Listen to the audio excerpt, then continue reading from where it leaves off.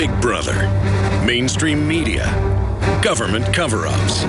You want answers? Well, so does he. He's Alex Jones on the GCN Radio Network. And now, live from Austin, Texas, Alex Jones.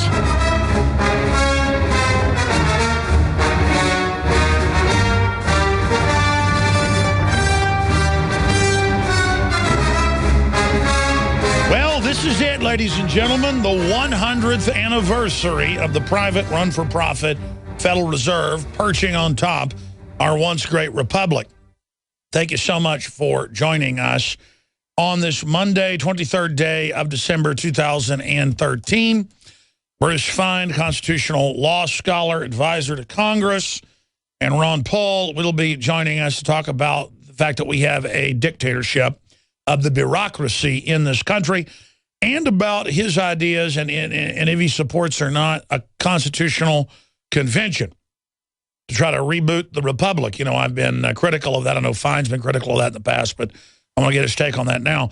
G. Edward Griffin will be joining us, of course, author of Creature from Jekyll Island, to talk about 100 years under the Federal Reserve and where we go in the future. That's in the guest list today. We are live, by the way, ladies and gentlemen, and like little elves in the info war, and I'm a jolly old elf myself. We are here broadcasting worldwide the message of freedom and individual responsibility. And we are going to open the phones up today as well.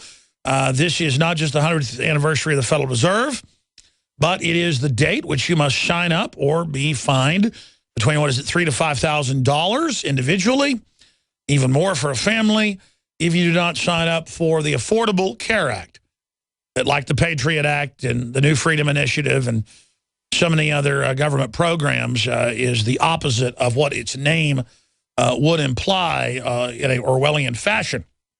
So I'd like to hear from you out there. Are you ready to start getting your fines? And, of course, even if they postpone the mandate for a year, again, to just kind of let this train wreck sit there and claim it's all a crisis, not of their doing, they will use the crisis to gain even more power, and it allows the insurance companies to now get rid of markets and basically charge you whatever they want. And that's why the insurance companies wrote this. And so we're going to be discussing that today as well. I want to get everyone's take on the government being your doctor, along with some HMOs and foreign banks that own these insurance companies, foreign and offshore banks. It is the worst type situation that I personally could imagine.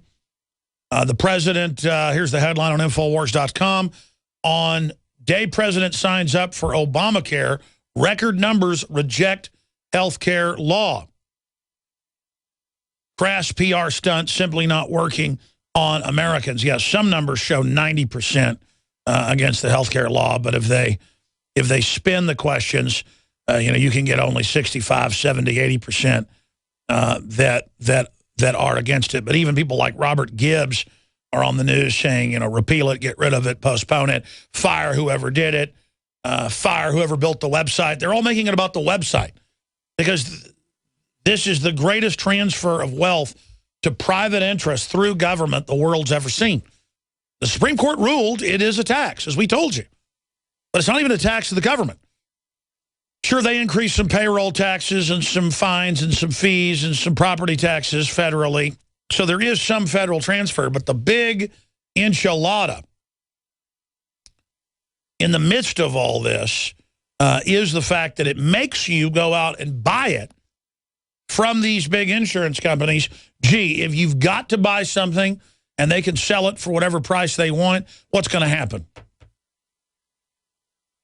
It's going to make the price go up. And they got their nose under the tent flap the last 5 decades with car insurance and house insurance and renter's insurance. And then they just jack it up and up and up and up and up and up and up and up and come in and regulate and shut down their competition. We've got big NSA news, big First Amendment, Duck Dynasty news, and so much more. And I'll give the phone number out when we come back on the other side of this break for your take on Obamacare. It's only going to get worse. Ladies and gentlemen, we are live, broadcasting worldwide on the 100th anniversary of the Bank of England takeover of the United States. The Rothschild, Rockefeller, robber baron takeover of our financial system and the power of the purse from Congress. At the very same time, they passed the income tax and then falsely ratified it through the states. That has been confirmed that most of the states indeed did not ratify it. And as a giant hoax, it was passed through. And 100% of the money of your income tax goes to pay debt to the Federal Reserve for the privilege of the nation having its own currency. Lincoln issued our own currency even before the Federal Reserve, interest-free, and was assassinated over that. Kennedy moved in that direction and was assassinated, amongst other reasons for that, with his executive order to begin abolishing the Federal Reserve and to issue 40+ billion just to begin with in Lincoln greenbacks that had been out of circulation but that he could reissue without even passing a new law. And so here we are, the 100th anniversary. G. Edward Griffin, one of the foremost experts on the private run-for-profit Federal Reserve, will be joining us in the third hour. And we also have Bruce Fein, constitutional lawyer, top advisor to Ron Paul, and also to many members of Congress, joining us to talk about, we contacted him, wanted to talk about a constitutional convention that some people have been saying is the answer. I have serious reservations, but we'll get his learned view and opinion on that. But then he wanted, strangely enough, and I say that sarcastically, to talk about how we have a unified, single, tyrannical government now, a one-party system, and how we have a dictatorship of the bureaucracy, concurring with my analysis. But there's really no analysis there. This is as plain as the nose on our face. So we're going to be discussing that with Mr. Fein as well here today. I want to wish everyone a wonderful Christmas. I want to wish everyone out there a better year in 2014. This is going to be the make it or break it year coming up. And we've seen a lot of trials and tribulations and craziness, not just here in the United States, but worldwide the last year, a huge awakening because of an avalanche of oppression, an avalanche of bureaucracy, an avalanche of classical autocratic oppression. And the real battle is about to begin in 2014 out into 2015. But 2014, not just here, but in Europe, not just in Europe, but in Asia, the Middle East, Africa, Latin America, there are revolutions and resistance movements against collectivism happening everywhere. And the globalists are trying to cinch up the planet right now. They are trying to consolidate their power grab. Because if they don't consolidate their power grab, they could lose it all. They've gone so far, they're not going to turn back now.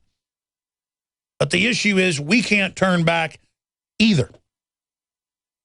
Now, there's a lot of examples. They're reinstating the head of Duck Dynasty, Phil Robertson, and it's now come out the family's lashed out. They weren't part of staging this. The Daily Mail got a big exclusive in-depth interview. There's several others now where they were told, do this as part of your promotion, and then he said it off the record, off the cuff, and then the family even learned about it and said, hey, stop telling us not to talk about Christ and pray and stuff if you're going to let stuff like this get published. And they went ahead and A&E signed off on that getting published through GQ. And I've been interviewed by a lot of big magazines like Esquire, Time Magazine, Rolling Stone. GQ was going to interview me till they found out Esquire was already doing a profile this year.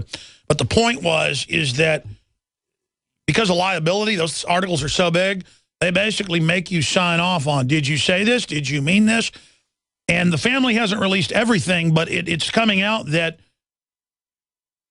this was an artificial controversy, and the family has said this, to shut down their religious views and to bully them in a public backlash into basically signing agreements that they won't talk about God and they won't pray. And see, that's how psych warfare works. They get to dominate the news, get Obamacare out of the news, get all the other Benghazi Gate and Fast and Furious out of the news, and get to dominate during the holiday season, during Christmas, with all this other news, all this other garbage, and make it about a civil rights movement for, quote, gay people. And have Cracker Barrel pull their apparel, their camouflage hats off of the store shelves, acting like this was something dirty and bad, what he said, which was his own personal opinion. Sending the message that if you give out your opinion against anything that's in the agenda of the establishment, Obamacare, open borders, gun control, the gay mafia agenda in the schools, if you come out and you speak against that, you are going to be stifled, you are going to be fired, you are going to be boycotted, you're going to be shut down. And, you know, this has not been an issue I've really covered in my 18 years on air because we have a lot of big things going on. And I am a person that's into equality. And I have absolutely no dislike or hatred for anybody. I mean, I just don't. Sorry. No, that kind of ruins the fun to think somebody hates you. But when people start using a civil right movement to beat everybody else over the head and to push a whole other agenda that's connected like train cars to the engine that is the gay agenda. I mean, I'm sick of it. I don't like a salesman coming to my door over and over again. I don't like anybody being pushy. I don't like government being pushy. And this is really pushy and really out of control and is causing a giant backlash. It is. It's causing a huge backlash. And Camille Paglia said it best.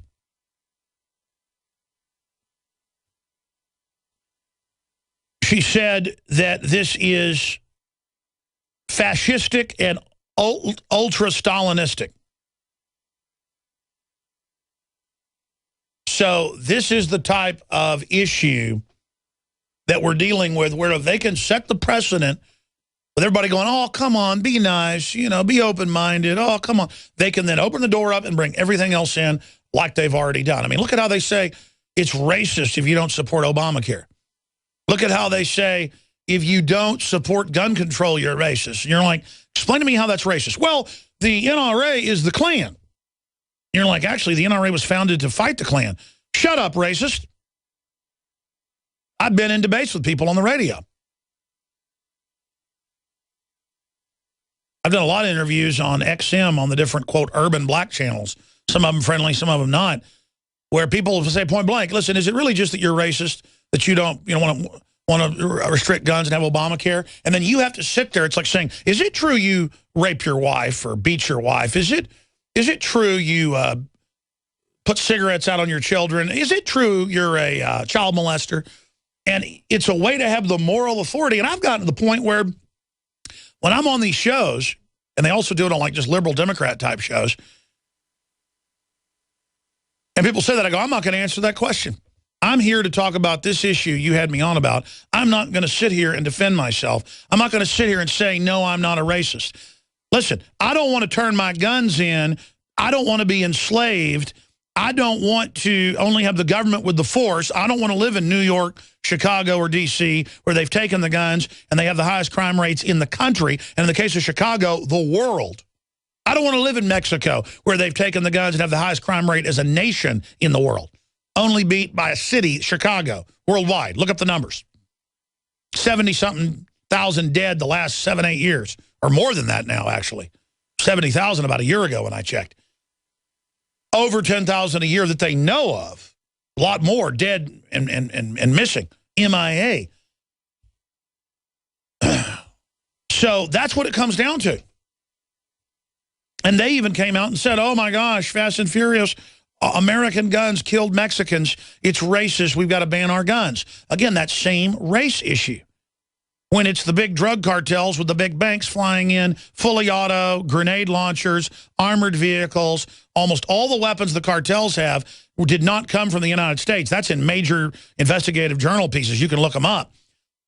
They're getting their weapons from major defense contractor companies and Wells Fargo and Wachovia owning and leasing the aircraft that fly the weapons in and the drugs out. And that came out in the news.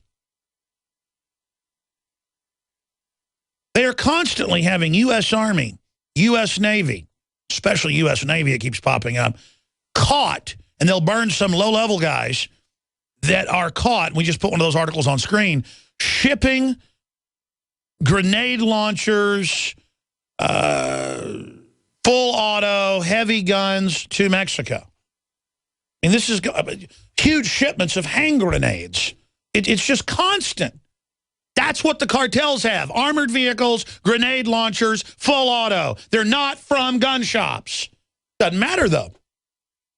We knew about the gun walking case before we knew the name of it, Fast and Furious. We knew that they were going to blame it because the Attorney General was saying when he was in office a year, they were in the news giving press conferences with Janet Napolitano, Janet Reno Part 2, saying we're going to use the fact that these guns are down there killing people, and we have a tracing program to go after the Second Amendment here. And that's why she got caught perjuring herself, because then she said, I never heard of that. And the Attorney General said, I never heard of that, and we played the clips here. And Congress pointed it out. They ran the whole thing. And then I'm like, hey, I don't want to be disarmed. Shut up, racist. Again, this is the literal brainwashing of 2 + 2 = 5. 800-259-9231. 100th anniversary of the Federal Reserve. I want your take on that, the economy next year. Your take on Duck Dynasty, the First Amendment. What's happening with Fukushima, increased radiation, and so much more. I want to talk about all of this coming up today. 800-259-9231. I just went live up at drudgereport.com. Administration extends deadline for Obamacare sign-up through Christmas Eve. Isn't that sweet of them? Because they don't want the news story to be that, oh my gosh, you couldn't sign up, now you're going to get penalized. It's a gift. Obamacare's a gift to you and your family. The clock to sign up for Obamacare coverage that began January 1st was supposed to run at midnight on Monday, but administration officials have extended it 24 hours through Christmas Eve, according to the Washington Post. The Post reports they did so without any public announcement of the change. Over the weekend, government officials, not servants, and outside IT contractors working on the online marketplace computer system made a software change that automatically gives people a January 1st start date for their new coverage as long as they enroll by 11:59 p.m. on Christmas Eve when Santa Claus comes down the chimney. Isn't that just special?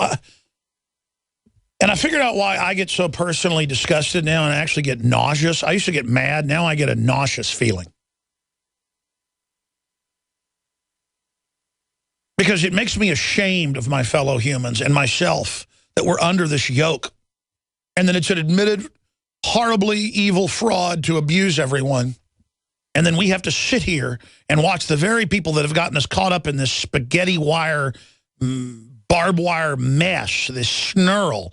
They've got us tied in knots, and then they will play the part of the saviors untying us, but will only bound us down tighter. And it just goes on and on and on and on because the complexity of the world has gotten the average person to feel overwhelmed and just to go into a catatonic political state and do nothing. To where we're dead in the water and these vampires, these political sharks, can do whatever they want. We're going to get that article up on Infowars.com and Prisonplanet.com. That is very, very important. I'm going to come back from break and take your calls at 800-259-9231. There's just so much craziness going on. Obamacare reaches record low in polls. Pitched at gay clubs. Yeah, they're pitching it to young people and folks that they think are big supporters of Obama who will just buy into it because it's a religious right to be ripped off. Democratic senators warning of a meltdown if this doesn't get fixed. It's working perfectly. The war on drugs. Double, triple, quadruple the drugs on the street, depending on the drug type.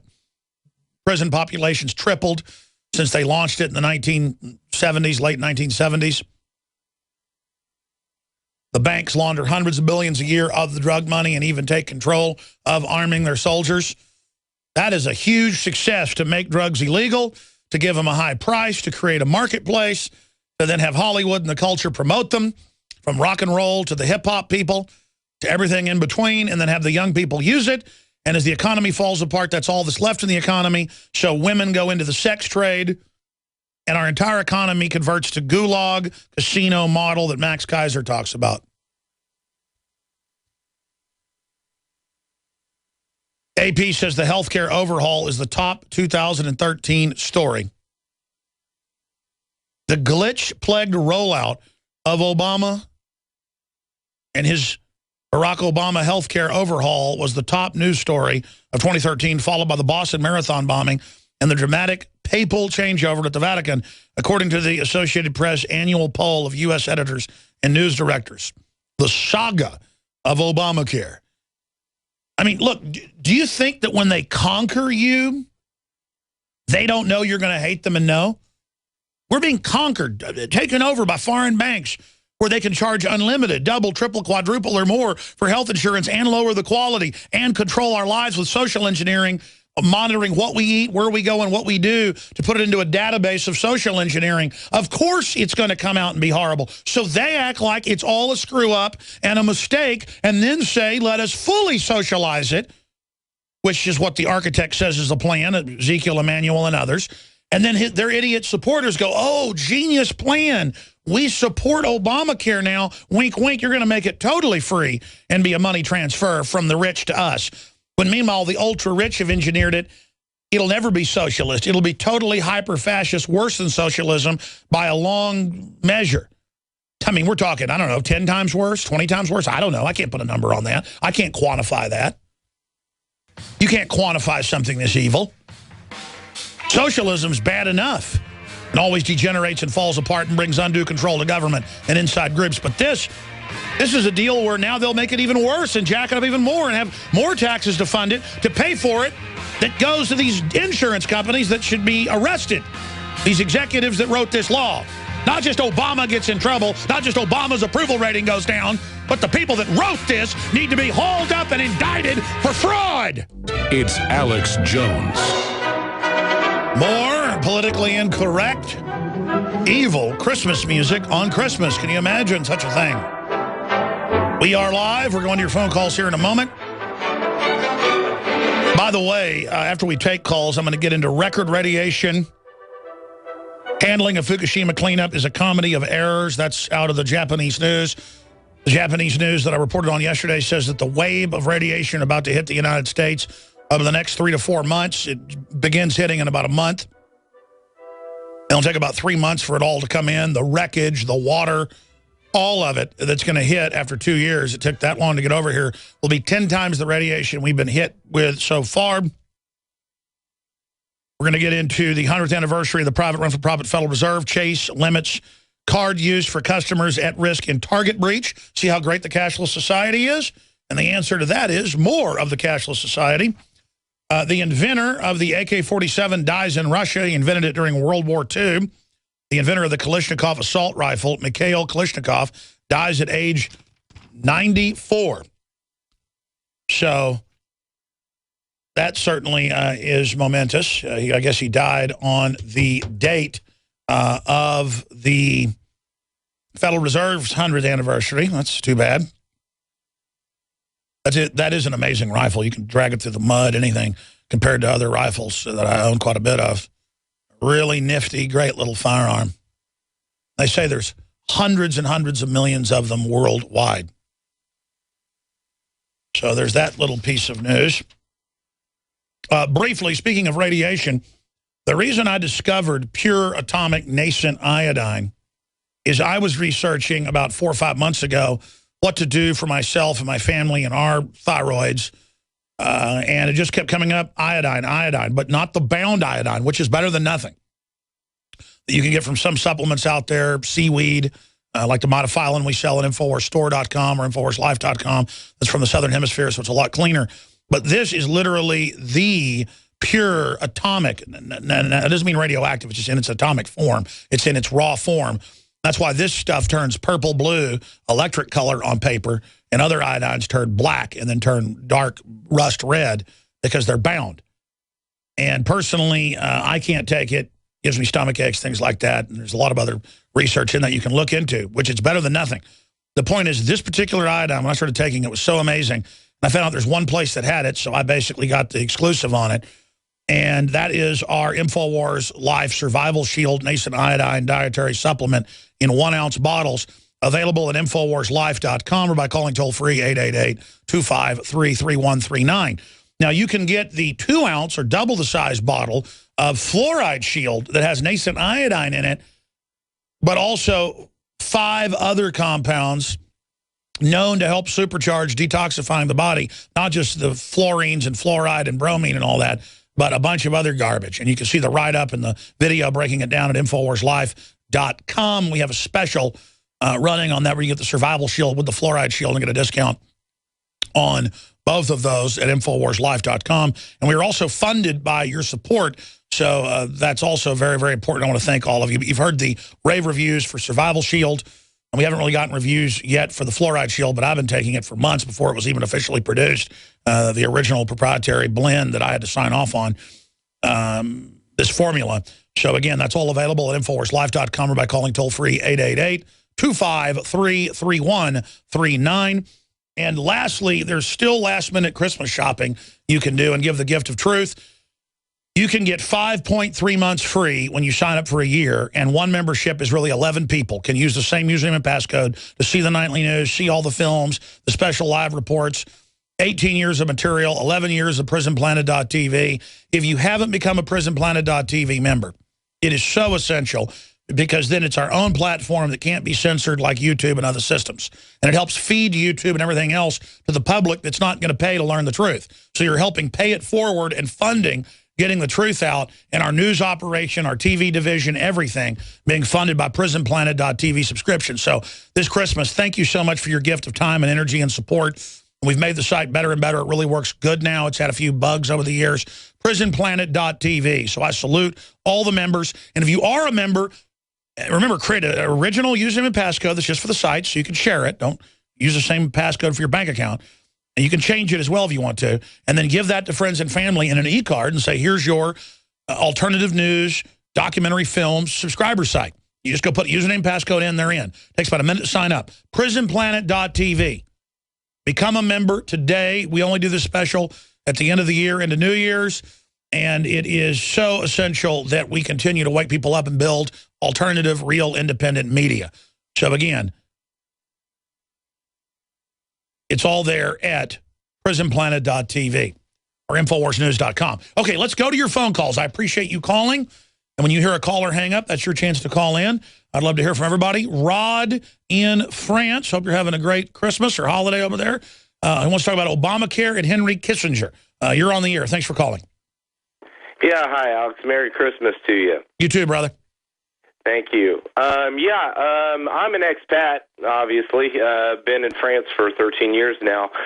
I was wondering, do you think that me being expatriated, I still have an address in the United States with this mandate? Do you think that they would actually try to get me to charge me some type of fine for not signing up if I'm not fiscally in the United States?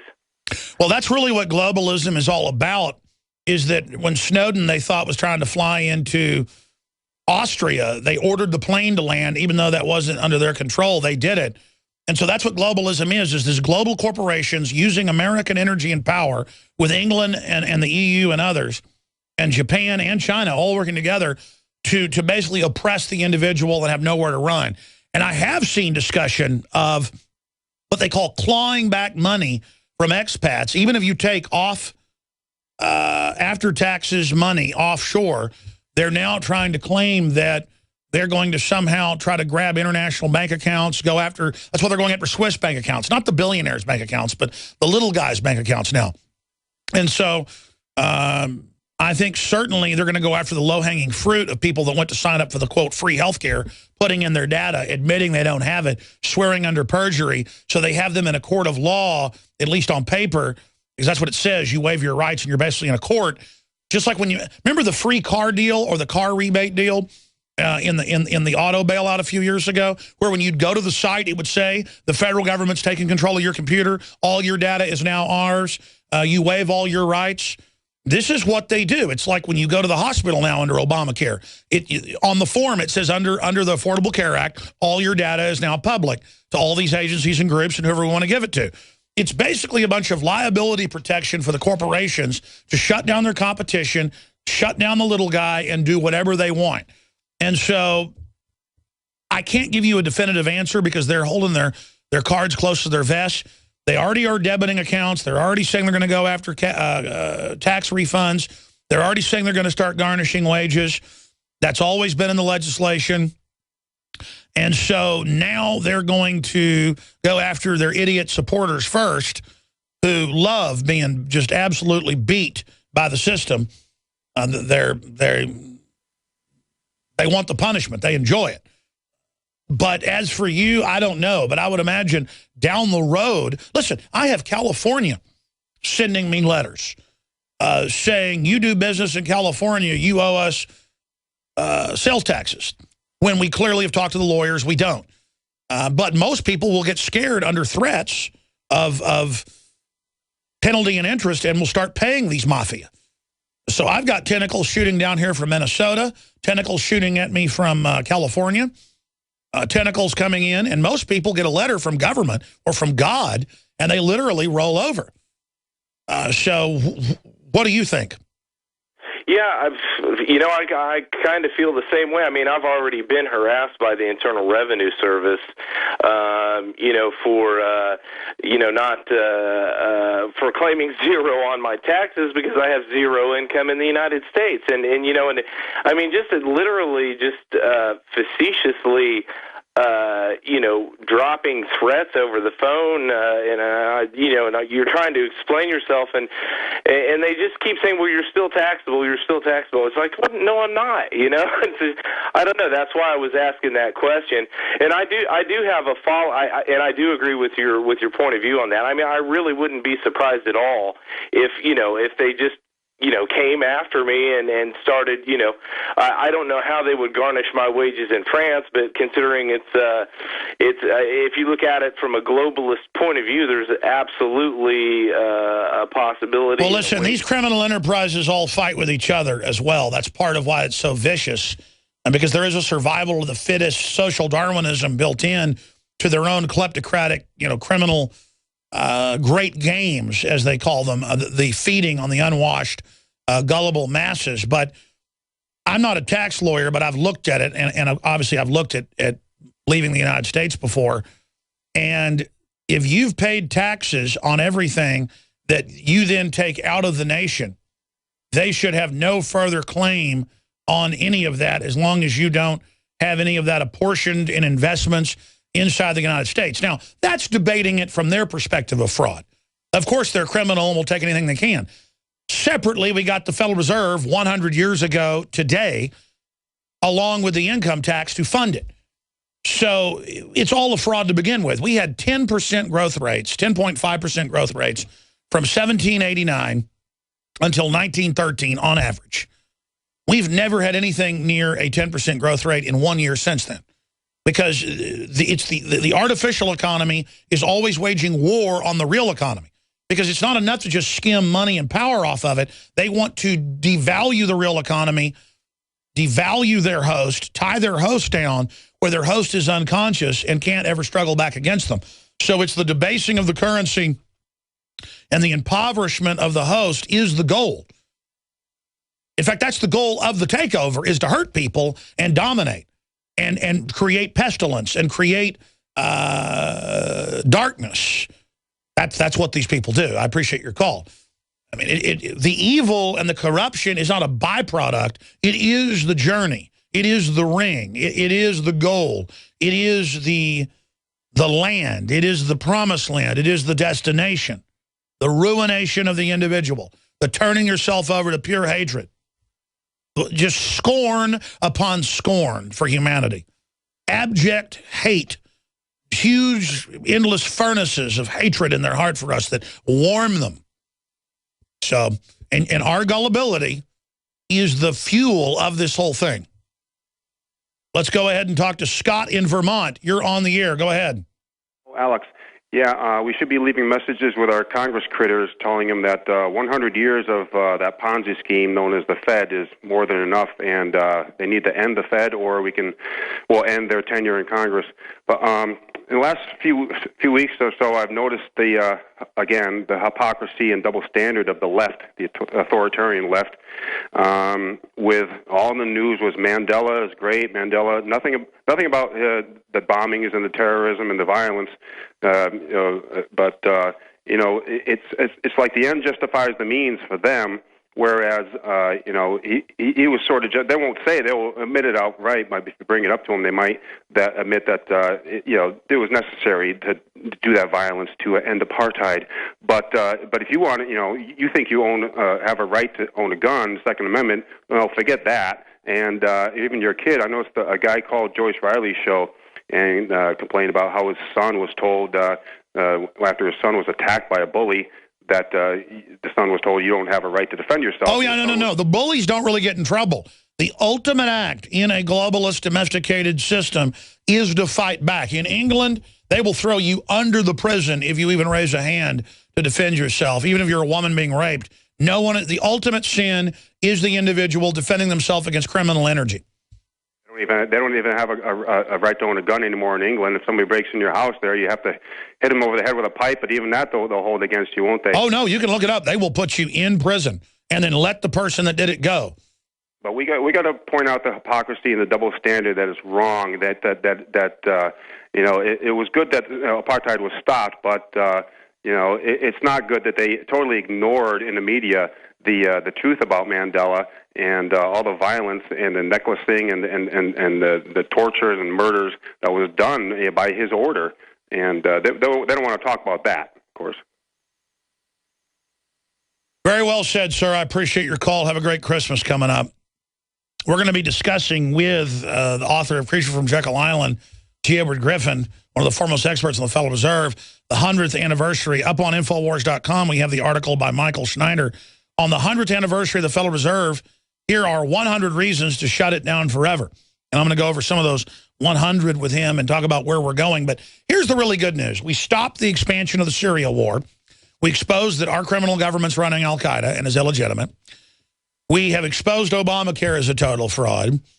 We defeated their attempted gun grab in 2013, and actually the polls show it reversed because people had common sense understanding of why blame the general public for what Prozac head Democrat devil worshippers do, and that's just who the shooters are. And crime rate's down 50-something% with guns. Other crimes not involving guns are actually up now because of the economy falling apart. Thank God for guns actually keeping law and order. The police would be completely overrun and overwhelmed like they are in Chicago and New York and D.C. if it wasn't for guns in other parts of the country. I mean, you don't see home invasions. You don't see thugs walking around Texas up to you at gas stations at night when I was pumping gas last night with my son because, they know most people are packing. By the way, I was packing. I had a M4 right there in the back seat of the truck where I was pumping gas. M4, boom. Locked and loaded in 1 second if I needed to be. And that's a good feeling. That's a real good feeling. And that's a feeling of being a man in charge of my own security and my family's security. And that's what it comes down to. Quite frankly, I also had a judge circuit rider with me right there with 45 long Colts as well. Only reason I had that in the car, though, is we were doing some target practice a few days ago out of a friend's place, so that's why both those are still in the car. Usually, there is another firearm in the vehicle for the protection of the family, but I had that in the house cleaning it. But that's what it comes down to in this country. We're going to go to break and come back with Chris, and then we're going to go to Ryan, and then Nathan, and then Brandon, and then at the second segment, 8 after next hour, we're going to have constitutional lawyer Bruce Fein on the broadcast with us. But what I want to get at here is we are on the march. The empire is on the run, and their counteroffensives against us are these attempts to shut down free speech, are these attempts to scare us into submission.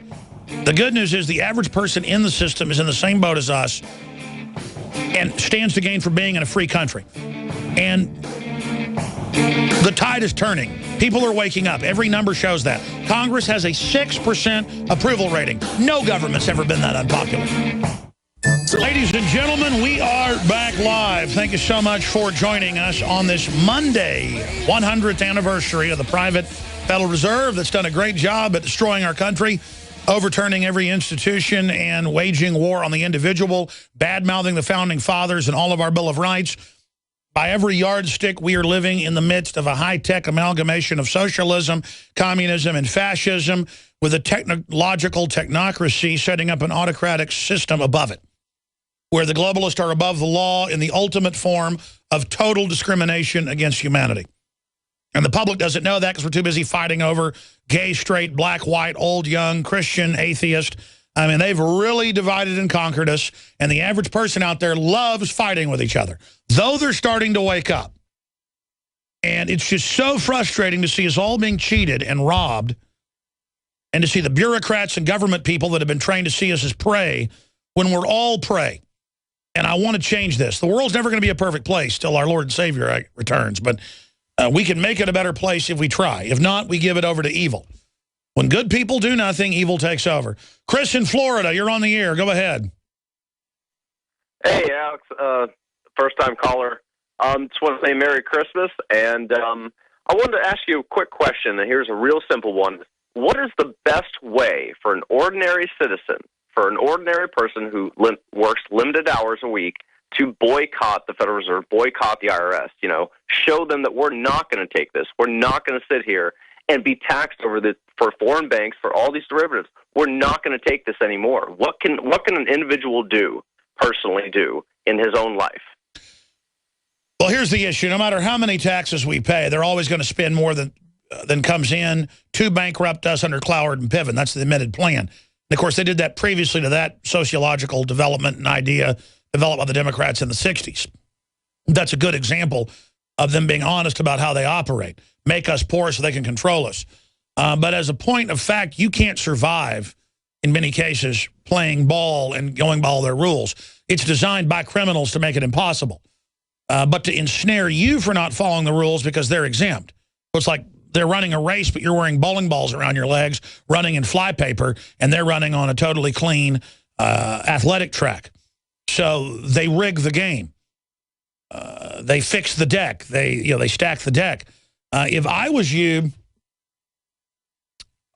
I would make your own personal decisions. If you're fighting them on a large scale, out in the open, with a bunch of crew members like myself, I pay the ransom to the private Federal Reserve through the IRS because they would have shut me down, they would arrest me, and they have kangaroo juries that would send me to a gulag. Okay? So I can then educate people that it is a ransom, it is the mafia, they'll break your legs. But there are 60 million people estimated, not counting illegals, who don't pay the income tax and aren't in the system. And it is hurting them. That's why they want to get rid and make the underground economy illegal so you can't survive. So you barter as much as you can. You support local as much as you can. You go to farmers markets. You go to swap meets. You can go to, notice all the big corporations don't want to take cash now. You keep cash in. You go to places like Goodwill where you can find some of the coolest clothes anywhere that all these rich people just throw out that fit you perfectly. So you don't buy from the big corporations. You buy as much American as you can. You support the independent free media. I mean, there's a lot of things you can do, but a lot of people individually, are dropping out of the system, not getting their kids' Social Security numbers, finding like-minded people. And if there's so many of us off the reservation, they can't get us all. They need us to comply. So people are leaving Mordor. They are leaving Babylon. They are leaving Egypt. Does that answer your question?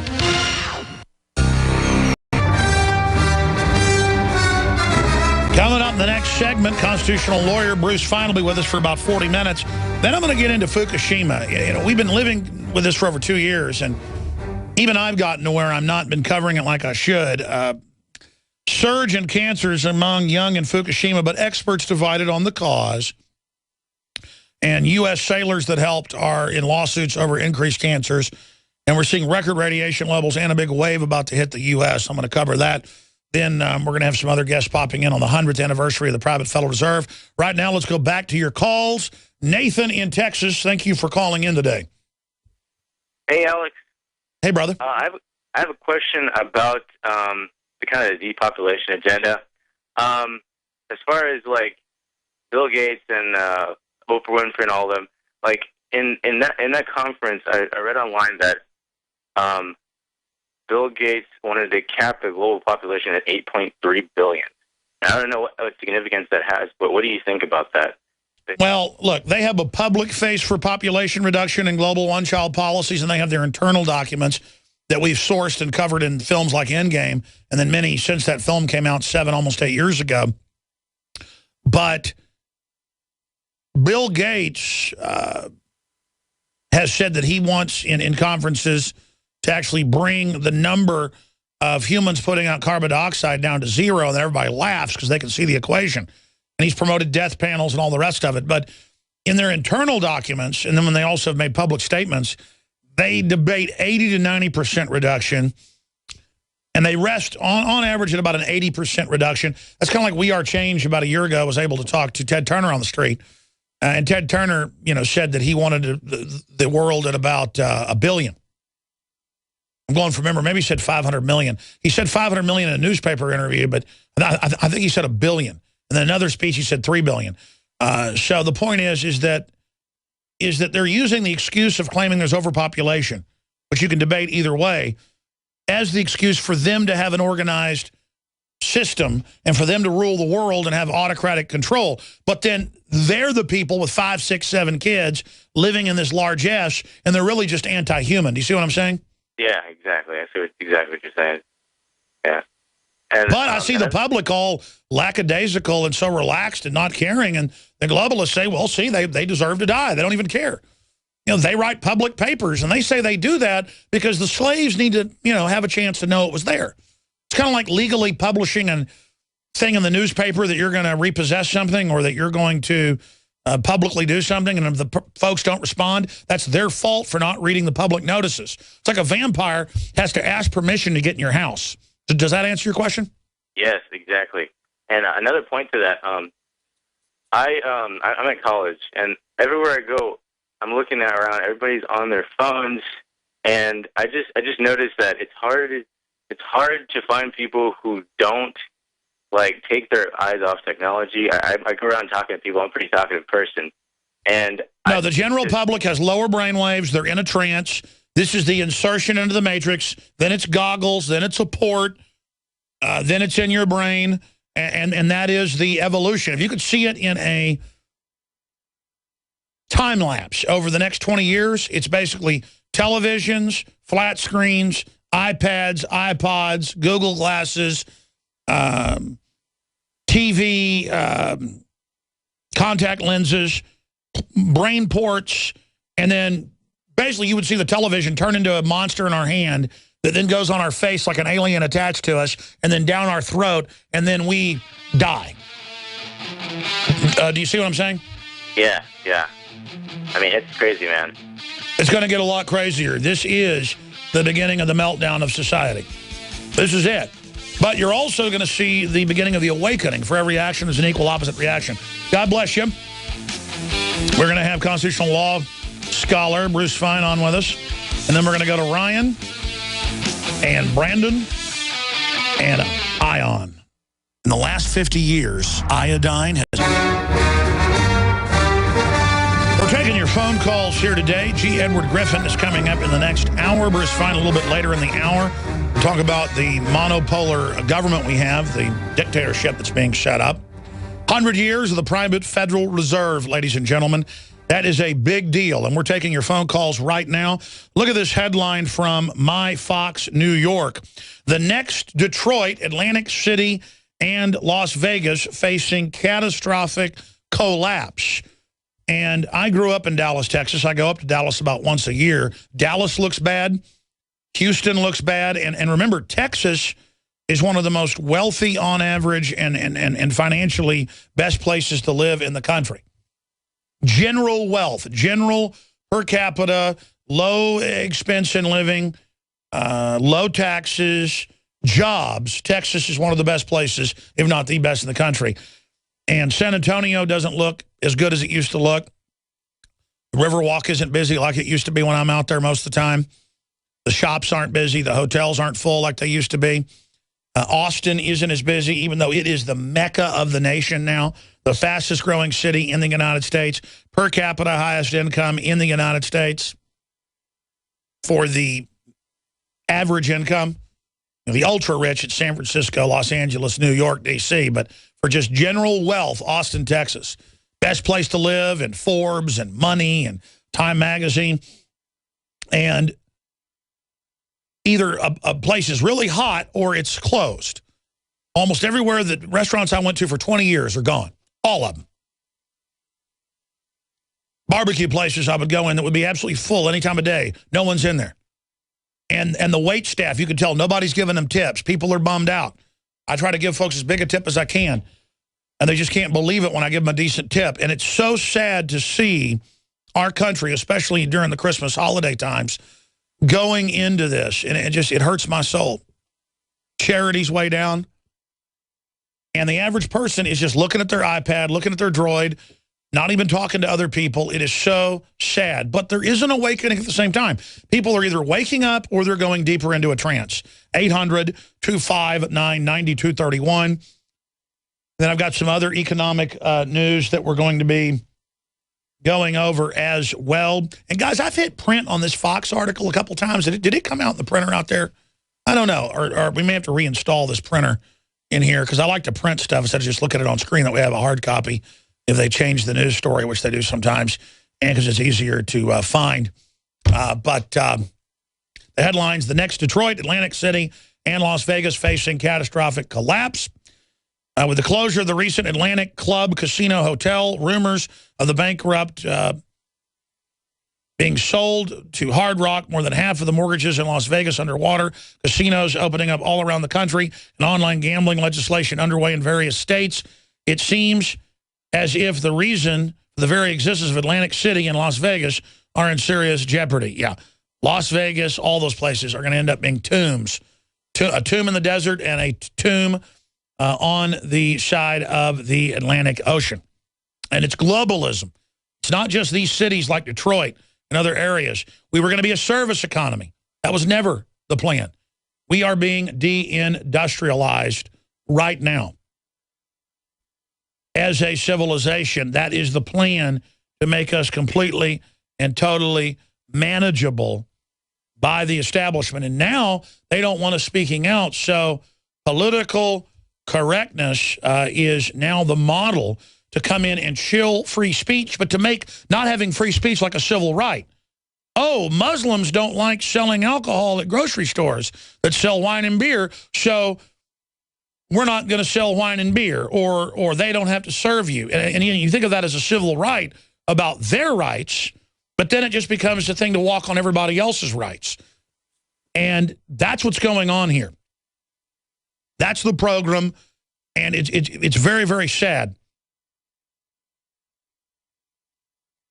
Now, joining us is constitutional lawyer and Ron Paul's chief advisor on law. He's Associate Deputy Attorney General and General Counsel of the Federal Communications Commission under President Reagan.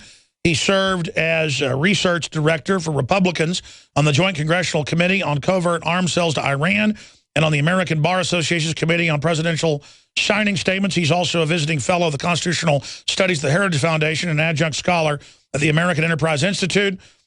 Bruce Fein is the founding member of Bruce Fein and Associates, a law corporation, is a principal of the public advocacy organization, the Lynchfield Group.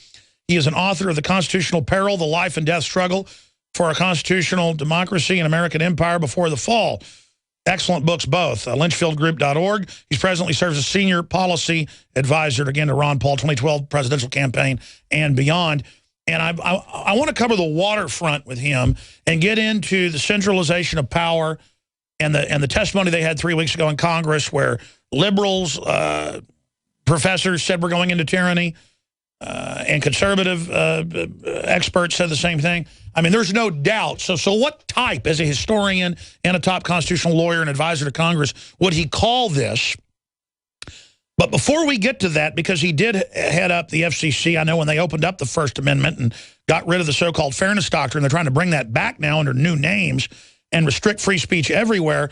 I'd like to get his take on what Camille Paglia called fascist and ultra-Stalinistic, the Duck Dynasty situation, as a First Amendment expert. Mr. Fein, just briefly on this subject, what do you make of the moves with SOPA and CISPA and fairness doctrines being promoted again and everything when you're one of the guys who never gets really the credit, I know, in being instrumental in getting First Amendment back into the media? Well, you know, we forget for a while we didn't have it in this country, where it is right now and what the goals are. Well, the restrictions largely remain for only over-the-air broadcasting. It doesn't apply all these FCC rules that threaten licenses for incorrect speech. Don't apply to cablecasters or people using the internet or otherwise. It's sort of a vestige of old time thinking, and the idea that government was paternalistic and knew the most enlightened way in which issues should be debated, so they would evaluate the fairness with which a particular radio or television broadcaster covered a controversial issue. I was the spearhead of forcing the abandonment of that process. You can't believe how subjective the standard was for determining whether there's fairness. You counted up the seconds or the half second of devotion to one viewpoint or another. Was it said with Churchillian eloquence, or with the clumsiness of a school child who weighed more than the other? It was so arbitrary, it was ridiculous. And of course, since the abandonment of the fairness doctrine, I think the conversation has been much more robust, and fear of the intimidating effects of complaints at the FCC about fairness have lapsed. Now they're trying to bring it back in, and anytime someone goes on the airwaves, says something that other people disagree with, I mean, we ought to applaud that. That's what this country is about. If you're not big enough to be able to accept an idea that you disagree with, you really don't belong here. But that's really what liberty and freedom is about. Do you agree, as a constitutional lawyer, that it's Stalinistic to demand that Phil Robertson be, quote, re-educated, as GLAAD did? That, it sounds like the Chinese re-education camps if you didn't echo Mao Zedong's ideas properly. The fact is, people have a right to dispute what he said and urge him to change his view. He's got a right to insist that he'll listen to them, but he ultimately gets to believe what he wants to believe. That's what freedom is about. And it was Louis Brandeis said, the remedy for what somebody thinks is ill-conceived speech is more speech, not coercion, not intimidation. I mean, I actually had written a letter not long ago in response to a former FCC chairman's insistence that the Federal Communications should prohibit broadcasters from mentioning the word Redskins and talking about the Washington Redskins football team. Wow. I said, oh, really? And he said, well, that would show what a great country we were. I said, no, that's not what show a great country we were. It's show that we're hostile to the idea of free minds and people being able to chart their own destiny.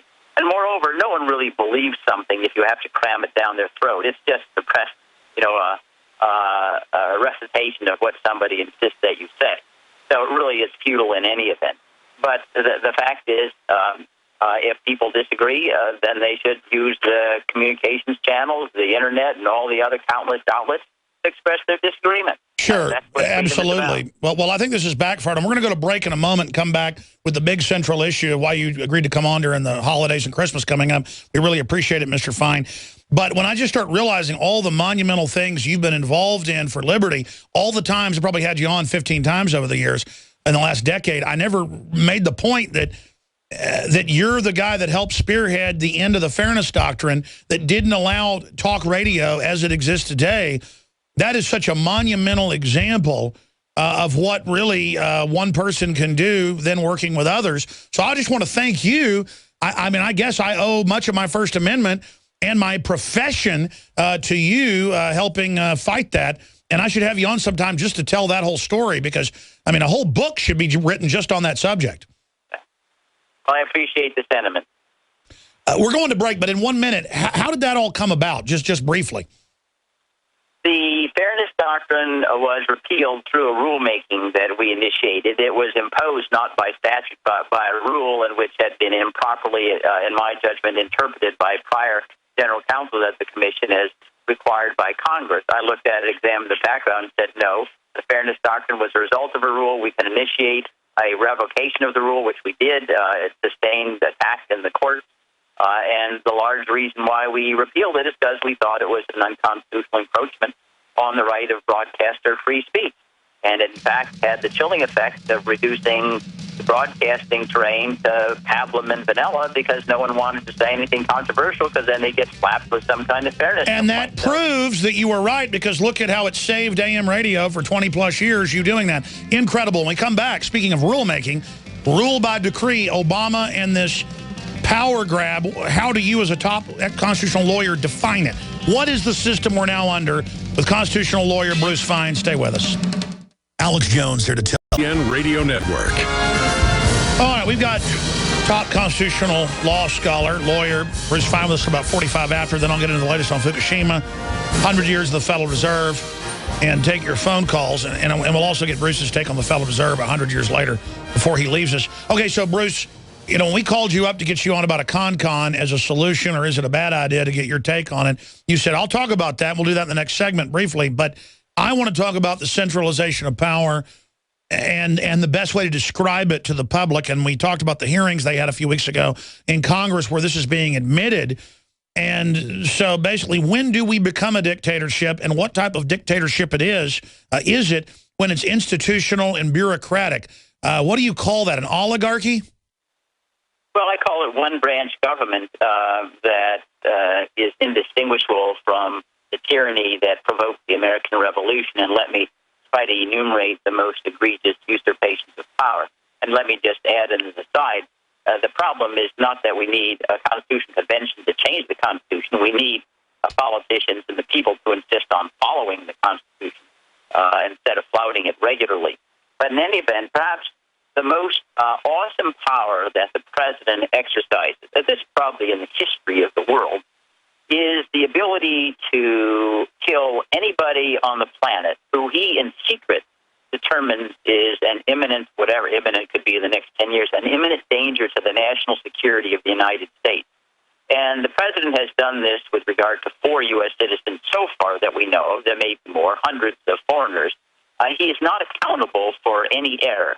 That is, neither Congress nor the courts nor anyone gets to know whether or not who was killed was innocent, indistinguishable from what we would ordinarily call first-degree murder. For example, about a year ago, a 68-year-old grandmother in Pakistan picking vegetables with a 9-year-old granddaughter. Now, it is impossible, Alex, to conceive of a more awesome power than the authority to vanquish, to exterminate any person on the planet that you wish, with no accountability to anyone. That would have made King George III blush. But that's just one example. The Constitution entrusted to Congress the exclusive power to decide on war or peace because it's fraught with so many terrible consequences. Presidents routinely, and this president in Libya, he was going to go into Syria until the American people spoke up against it. He runs warfare in Yemen and Pakistan unilaterally without any congressional authorization. I say the founding fathers believed that constant warfare was irreconcilable with liberty, which obviously it is. One of the reasons why we have the Ed Snowden revelations and the what a federal judge called an Orwellian surveillance state is because we purport to be at perpetual warfare with international terrorism, whatever that means in the president's head. So we have both the usurpation of war, the usurpation over the right to decide life or death. The president has authority to detain any American citizen at Guantanamo Bay or elsewhere. No accusation or charge, just if he says you're associated with some group connected with Al-Qaeda. To repeat what I alluded to earlier about the surveillance state, we have the National Security Agency, one headed by someone who, without rebuke by the president, knowingly and purposely lied to Senator Ron Wyden when he preposterously lied denying the NSA was collecting data on millions of Americans. Open and notorious lie.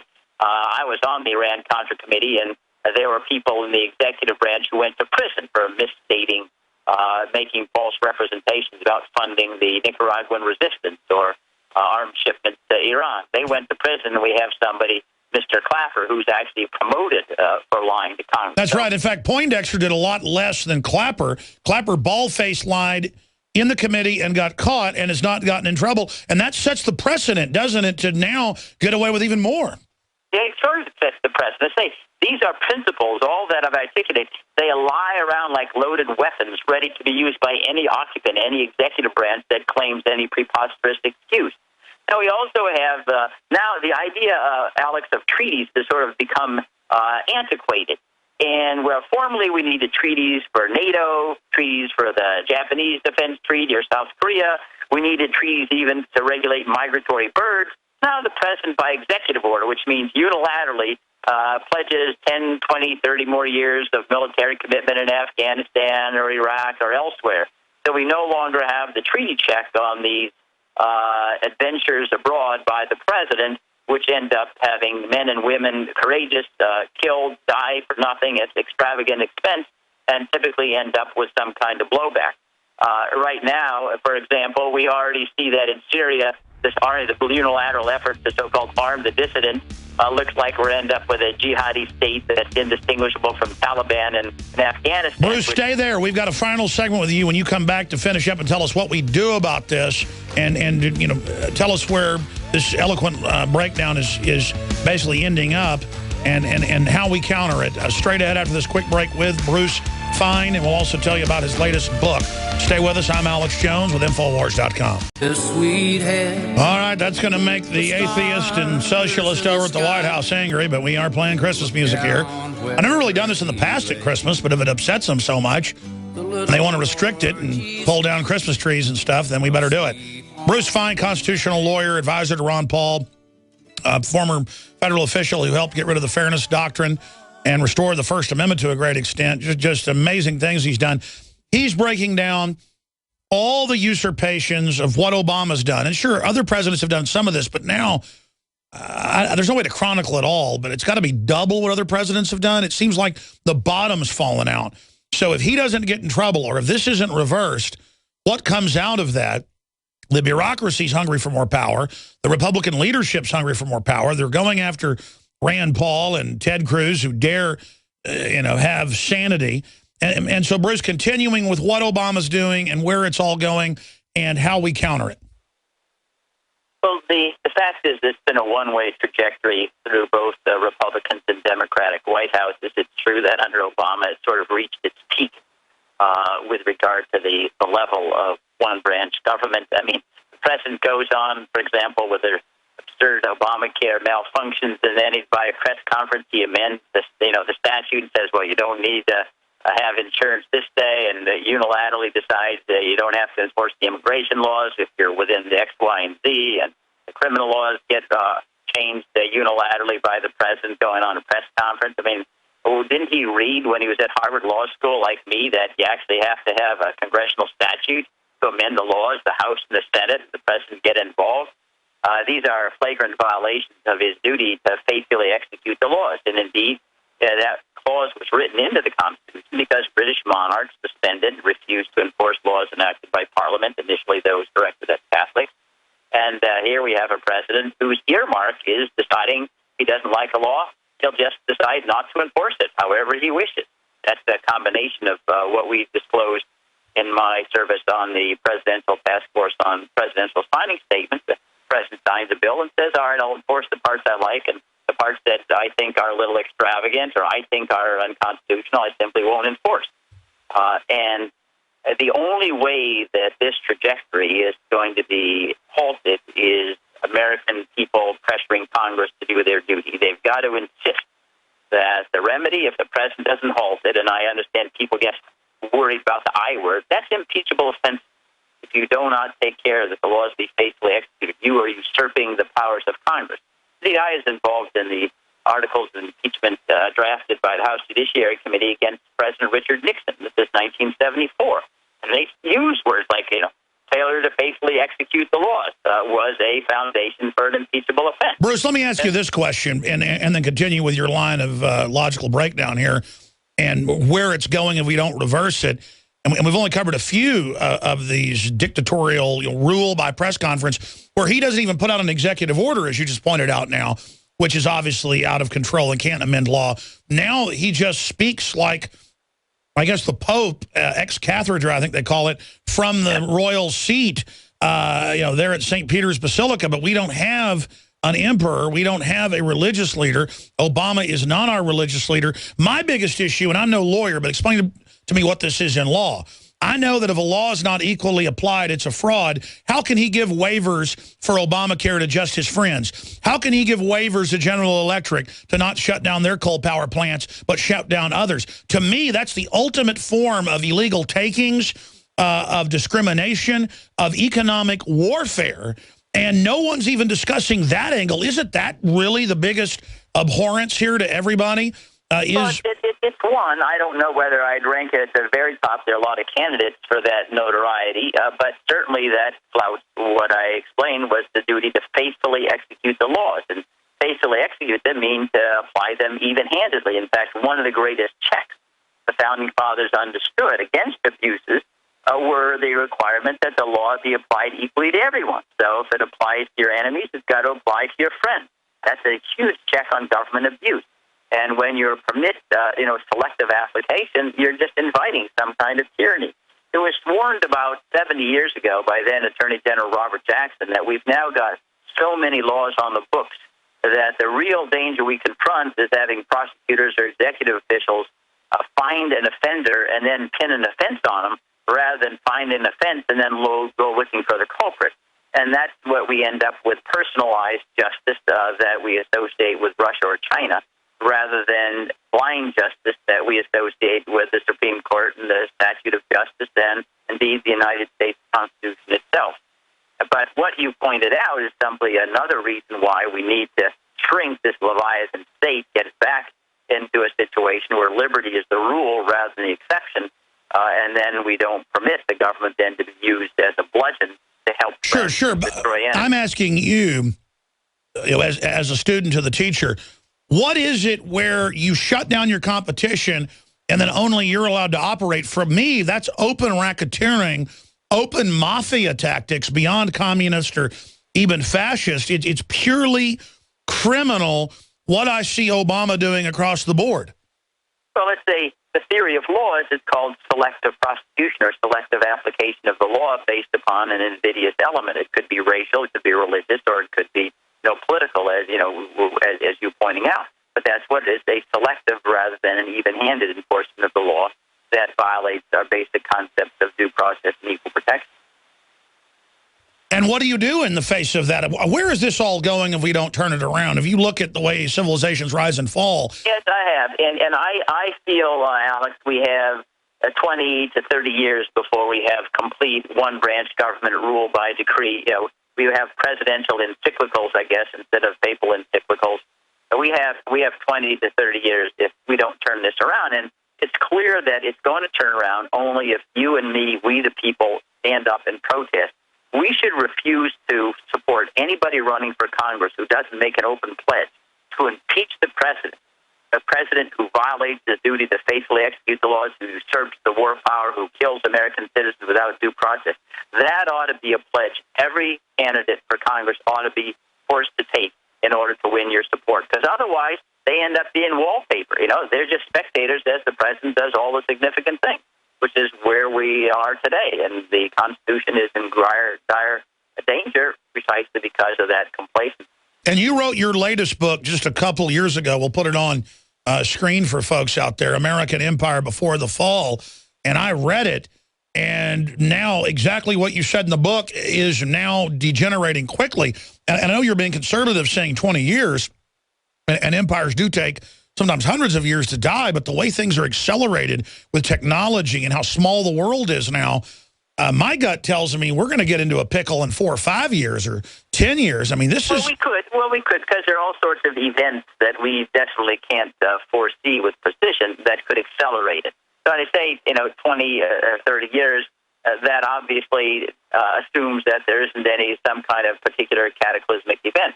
Because I believe, Alex, that if we had somebody in the White House who wanted to today go on television this evening and say, ladies and gentlemen, I have suspended the Constitution indefinitely to make you safe and make you wealthy. The Congress is frozen. It doesn't work anymore. The dangers abroad are too acute to tolerate the slowness of the Constitution. I believe a president today who did that, including Obama, would get away with it. The Congress would not impeach, and right now the American people are too sheep-like to stand up and protest that, no, Wow. you have returned ourselves to the days of King George III. You can't, this is not tolerable. That is how far I believe our political culture has decayed. Unfortunately, Ron Paul agrees with you. I agree with you. Every learned person that studies this, it's as obvious as the nose on my face or your face. And you see Obama saying 5 years ago, I can't do that. Congress has got to be there hundreds of times. And then, well, I'd like to bypass them, but I can't. And now, oh, I'm going to bypass them to keep you safe and fix things. And then his own law that he helped write, he then says, I'm going to become a dictator, basically, and selectively enforce what I want to make it work. They have created the crisis. They're not letting it go to waste. And so we are here seeing them set the table for a near future crisis, be it collapse, financial problems, war, to claim Congress is broken and doesn't work. So what do we, Bruce Fein, do about that right now? Well, I say it's become politically active and insist Congress is really institutionally the branch that's entrusted to rectify the problem, because the only ultimate check on the president is impeachment and removal from office, because they're not a safe steward of our liberty.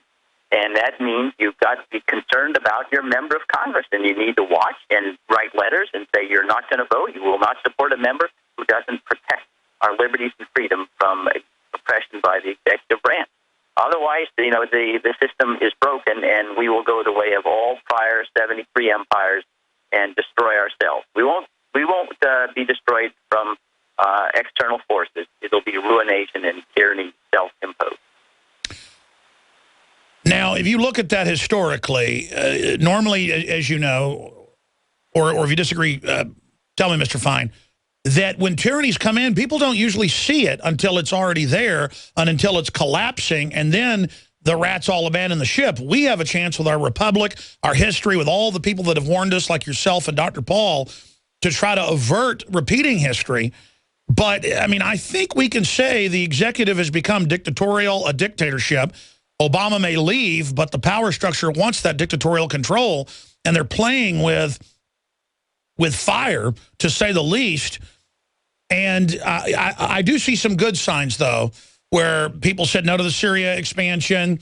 We're saying no to more gun control. We see the states rallying. What do you think about getting the states to rally and send public petitions or to use their bully pulpits to expose this? There's no doubt. Those city councils, state gubernatorial proclamations, state legislatures passing resolutions. It harkens back to the precedent of the Kentucky and Virginia resolutions authored by James Madison and Thomas Jefferson protesting the usurpations and suppression of speech by the Alien and Sedition Acts of 1798. So that's a time-honored way in which we can protest officially.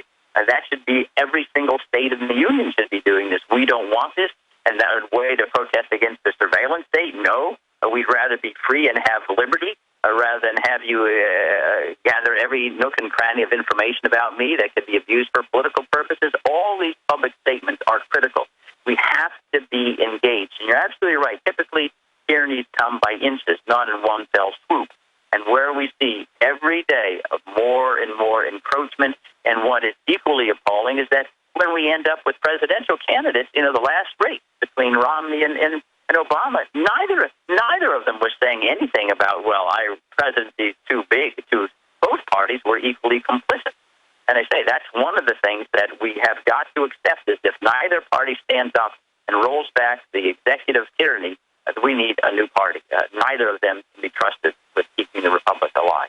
Well, I think everyone out there should buy your book, and they should send your book on the collapse and death of empires to their state legislatures, to Congress. But when I look at Congress on C-SPAN, they know what they're doing. We see the states responding, saying this is tyranny. We need to block this federal power grab. But I don't see that happening in Congress, and I see them circling the wagons against the sane people, the few people that are there, like Walter Jones and Rand Paul and Ted Cruz and others. I do see a big crop of libertarians getting in there on the shoulders of Ron Paul and others, but it really freaks me out to see the power structure not even wanting checks and balances, because even a wise tyranny would want to have a velvet glove. I don't know why the establishment wants to lose its soft power And I'm not even endorsing evil here. I'm just saying I'd rather have a boss hog who doesn't wreck the whole show than just the wild-eyed, imperious nature. What can you say, being up in D.C. and working around this for so many years, about the spirit and the behavior of the leadership of both parties? Because they really seem to think their armored vehicles and their billions of bullets and their black uniformed federalized police are a power that is unstoppable. And I don't think they're in control of themselves, is what I'm saying. I think they're the great danger to themselves. Well, they are, and leadership is a euphemism, because I call them the invertebrate species, as they are persons who lack conviction, who go along to get along and are infatuated with themselves. They're megalomaniacs, egomaniacs, exceedingly vain, and they don't want accountability for anything, and that's why they just push it all on the executive branch and then run in the bunker and hide. And the fact is that they don't like the challenges posed by people like me and you and Ron Paul and Walter Jones and others. I mean, John Boehner denounced people who are suggesting that a bloated 3.7 or 3.8 trillion budget was a cave-in, didn't do anything to rectify the extravagance of the federal system that's led us to $17, $18 trillion in national debt. It's really an obscenity that we will thrust upon posterity, who will not have gotten any of the luxuries that we did with all of that spending. And what we need, as to say, is the American people, and they showed it in Syria, Alex. They stood up in Syria, 50,000 to 1 said no, and finally Congress then got the message. So historical. So that is the glimmer of hope. And on so many fronts, the awakening is happening. Congress with a 6% approval rating. What's your prognosis then? I mean, we've got a good chance of turning the corner if everybody who loves liberty really gets aggressive? Yes, we can turn the corner, and what we have, Alex, that no other prior empire has, we have our founding documents. Our birth certificate is steeped in liberty. It's steeped in checks and balances. It's steeped in small government and the individual at the center of our constitutional universe. So we have genuine roots that are venerated that we can return to. No other empire had that, but it's up to us to restore the virtues and the values of the republic that led to our independence in 1776. And these people who argue, well, that was before the internet, that was before globalization, they don't really understand anything about life, because human nature, the DNA of the species, has been the same for 4,000 years, and it always will be. And the Founding Fathers understood all of that, and they understood the narrative, the motives that caused power to be abused. Well, and as you know, the Declaration of Independence, Bill of Rights, Constitution is the flower of the Renaissance and the flower of thousands of years of common law in Europe and of Mosaic law and of the best systems, and that it's the modern idea. It's the best of thousands of years of revolution against tyranny. It's the greatest ideals of freedom. It's the modern document. What we're going back to is classical tyranny. Exactly right. One branch government. Most primitive political societies are all led by one particular leader. It's only the sophisticated, mature society that has the idea of checks and balances. We are retrogressing, if you will. So we are going backward prior to 1776 in our political status. And that is what we have the ability in. Absolutely. Bruce Fein, have a wonderful new year. Thank you so much for spending time with us. And folks can find your books on Amazon and many other places. Thank you so much for spending time. Thank you. All right, there he goes. All right, ladies and gentlemen, we're going to come right back with more news, then your phone calls, and then G. Edward Griffin straight ahead. Monday through Friday from 11 a.m. to 2 p.m. Central, we're here. I'm going to get into the radiation situation, actually, with G. Edward Griffin towards the end of the interview and get his take on Fukushima. I keep saying I'm going to get to that. There's a big stack of developing news up on Infowars.com and Prisonplanet.com. There's also more and more mainstream media freaking out over the bullets, the armored vehicles, the militarization of police. Now they're expanding huge units of militarized police, not for single SWAT raids, but for armed combat with the American people, and federalized local units for combat against the state government. The feds are actually militarizing police under the COG for war with the state governments. And that's actually in the Defense Authorization Act, the John Warner Defense Authorization Act of 2007. I mean, man, I read this stuff, and it's just so real And I can't believe it's all happening. Look, I know why people tune in for the first time and go, there's no way this is going on. But now you see it all happening, so my credibility's gone way up. This isn't about my credibility. I wish I'd been discredited. I wish this wasn't real. This is white-knuckle, hold-fast type stuff here, okay? I mean, we're really facing hardcore tyrants that want to bankrupt us on purpose. And it's so ridiculous. All the people that work for the system, it's going to destroy you too. It's America that made us wealthy. I'm getting chills right now, literally. It is America, and basic due process is the prosperity. And when you lose that, you lose everything. I'm going to go to Ryan, and I'm going to go to others here in just a moment before Griffin comes on. We'll get Griffin on at about 10 after or so. Briefly, we are listener-supported and funded. When you spread the word about the broadcast, when you buy the books, the videos, the T-shirts at maiden1776.com or at InfoWarsStore.com, that supports our operation. It's a one-of-a-kind deal. We couldn't do it without you and our friends in the alternative media. We couldn't do it without you. Thank you so much, all of you out there. And we're all in this together. We're like an endangered species here that's having an effect together, and we're all in this together. Drudge Report, WorldNet Daily, InfoWars, you know, the other groups that are out there. That's why I had to quit fighting with Glenn Beck, even though he was attacking me and stuff, is because he's doing a lot of good, folks. And even if he wants to attack me, fine, I'm just going to take it. Because we got bigger enemies like the New World Order, folks. I really care about my kids. Sort of hyperventilate when I think about this, almost having an anxiety attack. In fact, lately I've been having more of those where I got to get some air into my lungs because this stuff is so real. It's so horrible. And so please support the broadcast. Please become a InfoWars Nightly News member. You get all my films, see the Nightly News when it's live, when it first airs, all the documentaries, all the expanded extras, the live events. The site really works well. It takes about a minute to sign up with your credit card or debit card. Username and passcode. Create one that you can share with friends and family. 11 people can log in simultaneously. That is at cost, folks, to pay for the bandwidth and the site and the cameras and the reporters. We couldn't do it without Prisonplanet.tv. So thank you for being members. Prisonplanet.tv. It is the perfect last-minute Christmas gift where you don't have to fight the traffic, fight the crowds. You go to Prisonplanet.tv, create an extra membership if you already have one, or share the one you've got now. Create a username and passcode you can share. Give it to your friends and your family. It's got PayPal, all the systems on there. Give it to your friends and family. $5.95, you could get a trial month membership or get a year and get 5+ months free. And just simply give it to friends and family. Say, here's your e-card, or say, here's your hand card, and say, here's prisonplanet.tv or InfoWarsNews.com. Go there. It's got incredible high-def films, documentation, Agenda 21, Obamacare, you name it. Really interesting stuff. If you want to know what's happening, a nightly news show 5 nights a week. It's all there, and a lot of them will end up watching it. You can wake somebody up while supporting the transmission. Prisonplanet.tv. Prisonplanet.tv. Get the memberships. Give the gift of truth. Well, we're seeing record cold and ice storms out there during the global warming. The North Pole got thicker, never recorded, because Al Gore said it'd be melted by this winter. But I guess he's right. We're wrong. Let's go to your phone calls right now. Then G. Griffin's coming up with more of your calls and a ton of news I haven't gotten to yet. Ryan in Texas, thanks for holding. You're on the air, and Merry Christmas. Merry Christmas, Alex. Does the First Amendment of the Constitution still protect me to express my thoughts about Christmas on the air? Sure, go ahead. I just wanted to say that.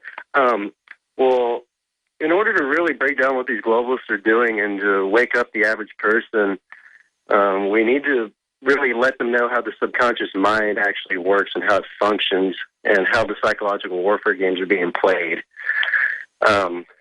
One thing you'll hear about that they still do, and I think I was saying something about this one time, it's called defining the enemy. In order to have a war, you have to have an enemy. And you have to first demonize the enemy and dehumanize them.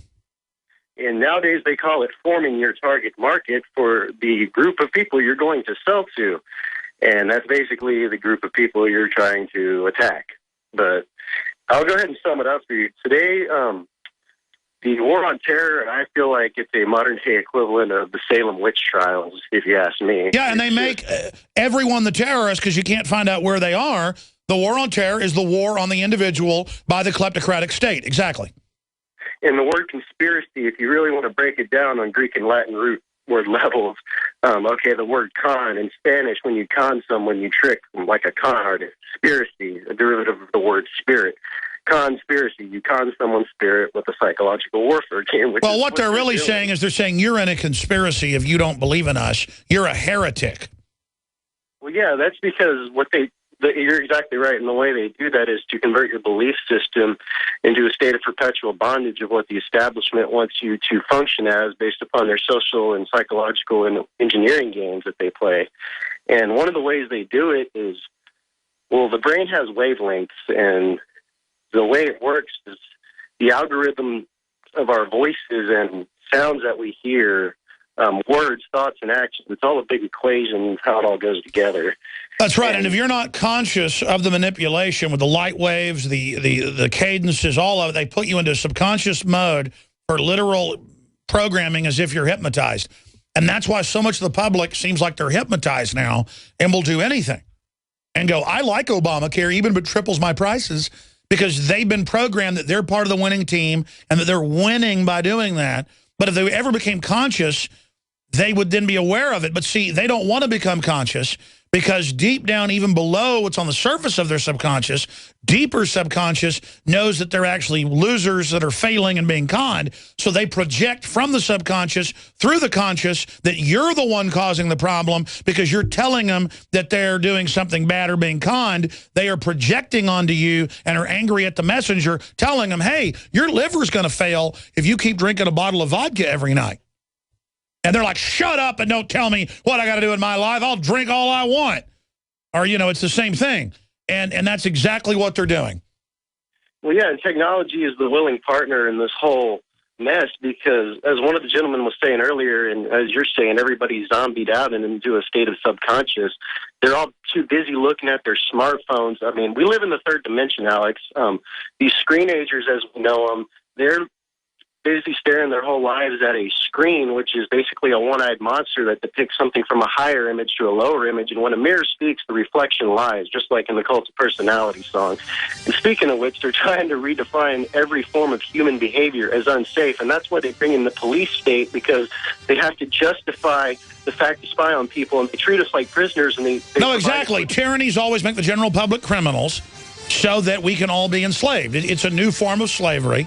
That's what political correctness is, and you've hit the nail directly on the head. Great call, Ryan. All right, Brandon and others, your calls are coming up. G. Edward Griffin and more. That's right, thought criminal music at the bottom of the hour. G. Edward Griffin leaves us, and then we will go to Brandon, Jim, Chris, Iona, Alan, and many others who are patiently holding in a bunch of news on Fukushima, the economy, and a bunch of other issues we have not covered yet. But G. Edward Griffin joins us.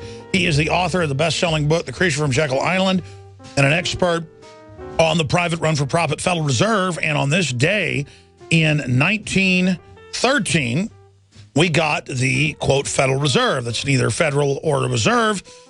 And we also got an income tax to pay them and some other things, got rid of the senators being elected by the legislature, so they'd be federal creatures and not state creatures. So the real takeover, if you have to mark one moment of a globalist coup, was 1913. But ever since then, they've been usurping more and more power. So I wanted to get G. Edward Griffin's take on some other news that ties into this, the attacks on free speech, what's happening with the economy. But first, I wanted to get him to break down what this means to him 100 years under this and how far we've come. 20 years ago, almost no one knew it was private. They laugh at you if you said it wasn't federal. Now almost everyone knows it's a sham, and that it's actually they're running things to a great extent outside of Congress. And former head of the Federal Reserve famously told Lair Newshour that, oh, no one can regulate the Fed. It's above government, which, of course, is a total fraud. And now the president says he's above Congress and that the UN is above Congress. So the trampling of our rights is accelerating. And, G. Edward, thank you for coming on with us, and Merry Christmas. Well, thank you, Alex, and the same to you. I like your introductions because you always take all of the burden off of me. You've just about said everything that I wanted to say. No, but repeat it in your learned way. Well, I don't know about that learned part, but, you know, when you think back on the fact that this creature from Jekyll Island, the Federal Reserve System, is actually 100 years old, it's it's appalling to me that the nation has survived it because, as you pointed out, it's a private corporation run for profit. And that's not so bad. I like private corporations run for profit, but I don't like them when they have the power of government behind them and they have the power to coerce me to do what they want to do, or they send me to prison. And that's basically what we have here. We've got a private institution, a cartel, banking cartel, that went into partnership with the government. They took their cartel agreement, which was how they were going to regulate their own industry to their advantage. They took it to Congress, and they got those guys in Washington, D.C. to pass it into law. Now, can you think of more of a coup than that? They took a cartel agreement. Now it's law, so we have to obey it. And I think that has been in effect now for 100 years, and it's just amazing to me that the nation has survived. Well, of course, now we look back on that and we say, well, it has survived. We're still here. But as Scotty would say on Star Trek, he would say, Captain, I don't think we can hold her together much longer. She's coming apart. You know? Exactly. The nation is coming apart, and we can see that. And so it's not a very pleasant picture. It's not a pretty picture at all. But the enlightening thing, or the encouraging thing, I should say, is that people are becoming aware of it now. They're waking up. When I wrote my book, it was back in 1994, nobody knew anything about the Federal Reserve, couldn't care less. Now it's almost a household word. It's in everybody's vocabulary. Maybe not quite so sure what it is, but they know it's big and they know it's bad. They know it's doing bad things. And that's a huge first step toward bringing about reform. Well said. And your book, The Creature from Jekyll Island, is available at InfoWarsStore.com to support both of our media organizations and what we're doing. It is so essential for listeners to continue to support the liberty movement, because we couldn't be doing any of this, without the general public support and help. And we've come so far. We've shot down the expansion of the Syria war. We have successfully together exposed the private Federal Reserve. We've beaten their latest gun grabs. Obamacare is incredibly unpopular, which is another private tax of these very same banksters. But more and more, they're just relying on oppressive control. But if the world, not just America, tyranny versus liberty, humanity and the individual versus the collective, establishment, if it was a football game, what's the score right now? Because I feel like we've been down in the game, but we've been rallying, scoring touchdowns, and we're coming up to a tie very soon if we just keep our spirit up and go 110%. Well, I like that analogy. I don't know that we're coming that close to a tie, that close to it, but we are moving in that direction. That's the important thing. You know, up until a few years ago, I was very depressed about all of this because I thought that, America just didn't care. Well, the truth of the matter is most Americans do care, but they don't understand it enough, and they don't have enough background to know what to do about it. And it's always been that way. It's probably going to always be that kind of a situation where a very small group of people really will always run the show. And we can complain about that. And you can say, well, the elites, we don't like these elites. But the question is, who are the elites going to be? When our nation was founded, thank God, it was a very special elite that stepped up to the plate and created this magnificent Constitution that we had. Let's face it, it was created by an elite. The average American at that time didn't have the education, didn't have the knowledge, didn't have the foresight, the philosophical background to create a Constitution like that. So the question is not whether or not the masses are really capable of taking control of their own political destiny. The question is which small group is going to become the leadership group in our society. And this is where I'm encouraged, because I see that little thin margin of the population, which in my view is always less than 3% that runs the show. It's changing. It's changing from the collectivist, the CFR cluster, that center of gravity. And now people like you and myself and others who are in the forefront of calling for freedom and understand what that means, understand what it means to create freedom and what you have to avoid and all that stuff. They have a philosophical base for it. In other words, that group is gradually inching its way. It's like the camel getting its nose under the tent. It's happening, and that's very encouraging to me. Well, you're right. And again, it's always a tiny minority, for good or bad, that governs and trailblazes. And the establishment knows that. That's why they run collectivist and fascists and control freaks and criminals for office and get them into the police and get them in as mayor because they crave it. Those of us that crave liberty and crave the animating contest of freedom and who crave truly being free and not dominated, it's our fault that we've ever let these lesser scum run things. Because if you really look at the government types and even the corporate centralized types, they're not that smart. They just have an instinct and a will to power. We have to have a will to take control of the power structure to empower humanity and to turn humanity loose, like Bruce Fein, who I had on earlier, who at the FCC pointed out, hey, this rule is dictatorial, saying no free speech. Let's just remove it. We never had the authority to begin with, and then we had talk radio out of one guy, because I've studied it, who made a noise at the right time in the mid-'80s. And again, this is an example of how the elite are scared of protest and action and free speech and libertarians because they know they're a tiny group that took over. They're scared of us. They call us counter-revolutionaries because we want to restore the republic. They're trying to restore kleptocratic gang government.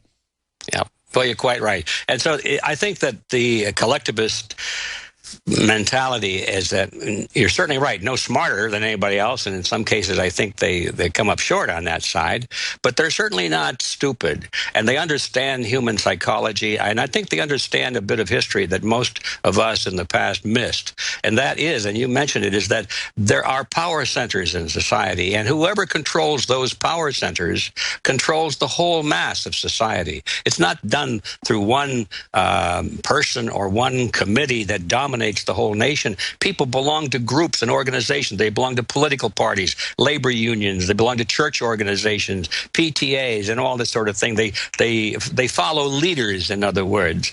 And if it's possible, and our opponents understood this, it is possible to capture control of the tops of these power centers, these organizations, with a relatively small number of people, if they know what they're doing and are willing to go out and reach for that power. Well, they've been more than willing to reach for that power because it fits their mentality. They're control freaks. They know that power is necessary to control. Those of us who don't want to be controlled have always said, oh, I don't want to get involved in politics. Politics is dirty. I don't like politicians. And we back away from the battlefield. We've never been out there to confront these people. They've had an easy time of it because of our instincts to stay away from power.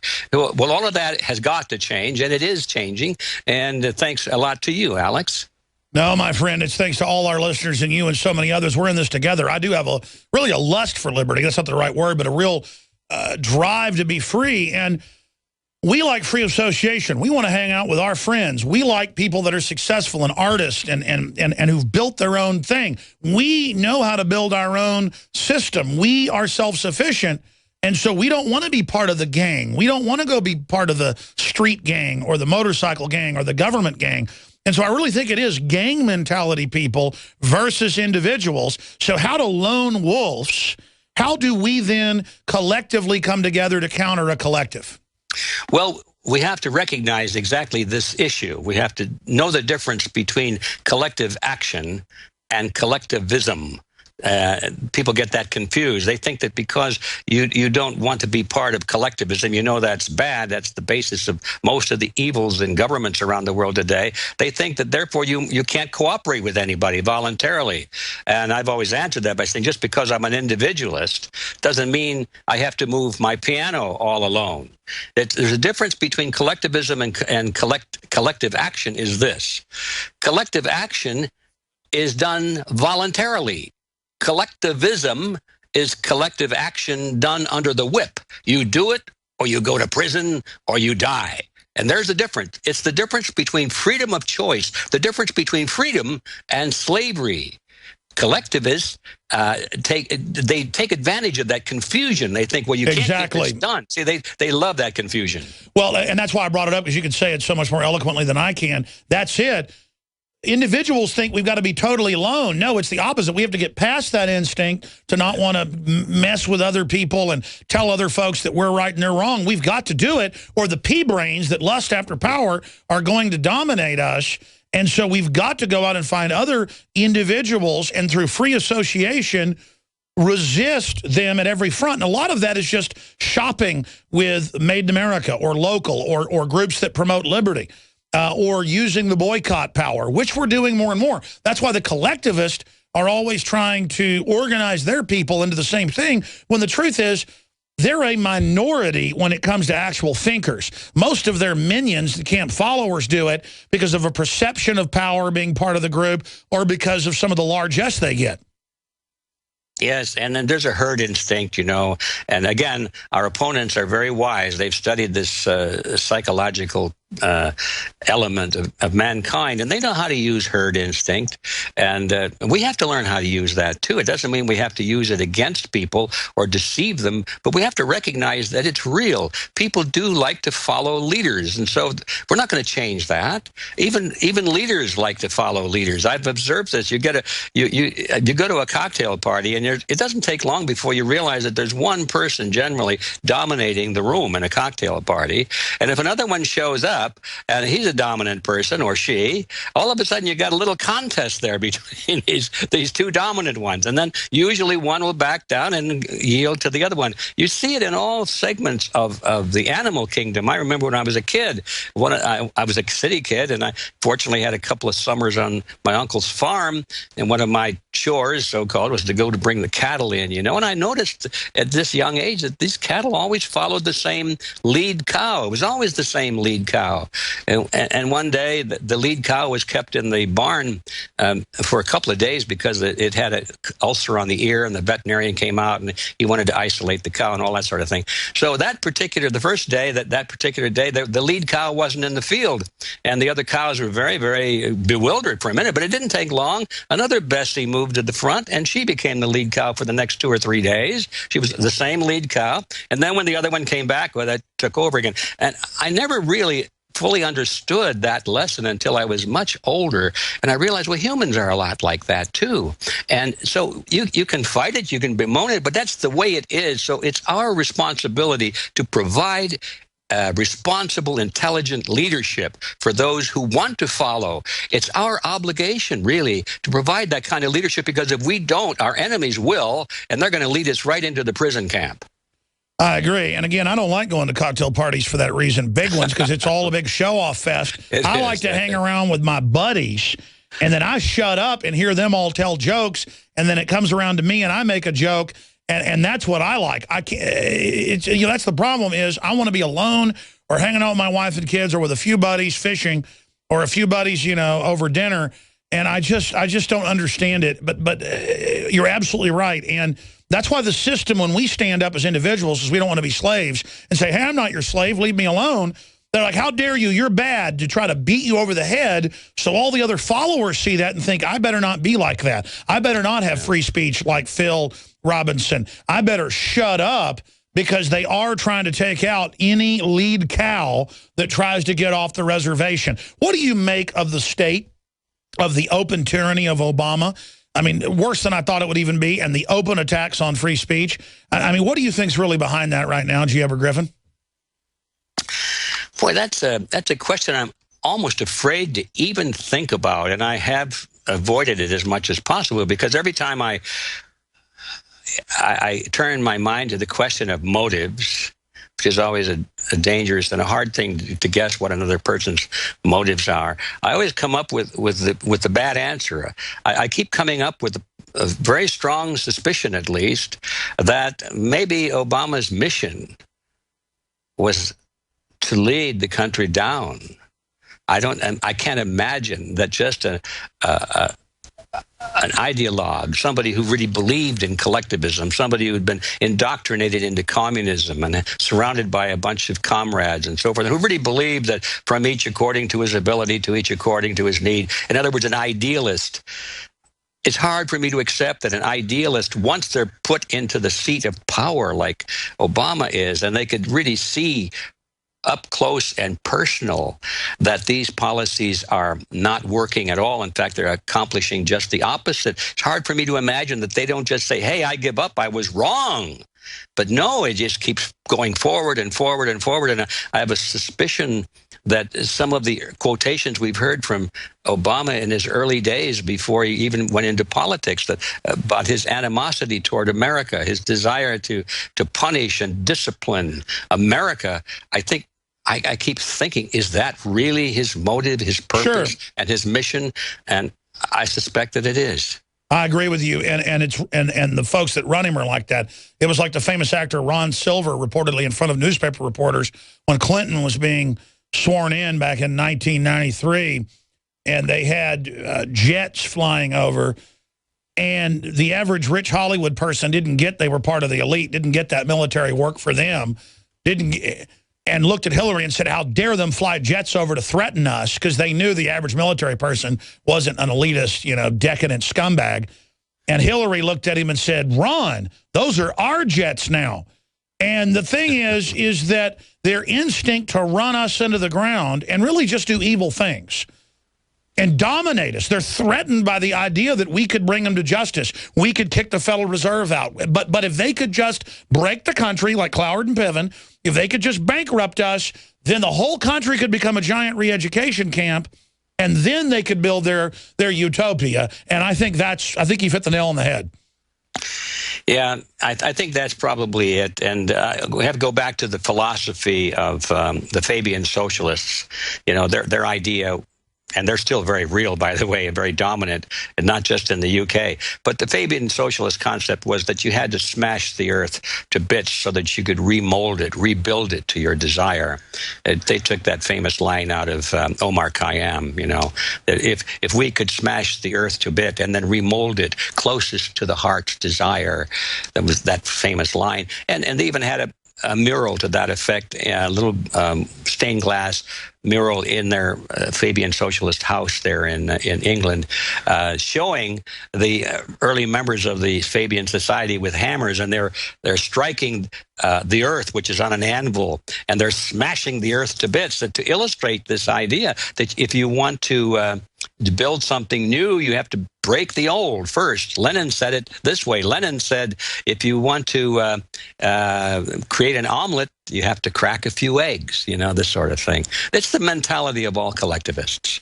Absolutely, and it's really about them playing God. But we see wherever they get control, they don't build something back beautiful afterwards. They just wreck everything, and then they rule from some smoldering North Korean command center. In closing, what do you want to say about the 100 years of the Federal Reserve and the income tax that came with it, and where do you think it's going?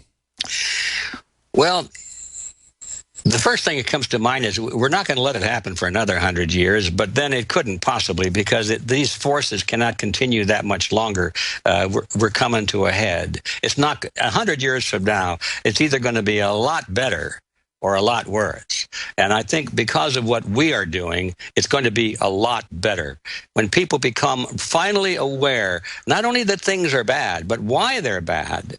And it's not just the people. It's not just people with names, although that's a part of it. You can't ignore it. It's what they believe. It's what they hold in their minds. It's their philosophy, their ideology. Because if we just think it's people, if we just think it's Republicans or Democrats, or if we just think it's Obama or Clinton or some Republican, name anybody. If we think it's that person, then we replace them with somebody just like it, and we haven't gone anywhere. And so we have to realize it's what they believe. And the enemy, really, of freedom around the world is called collectivism.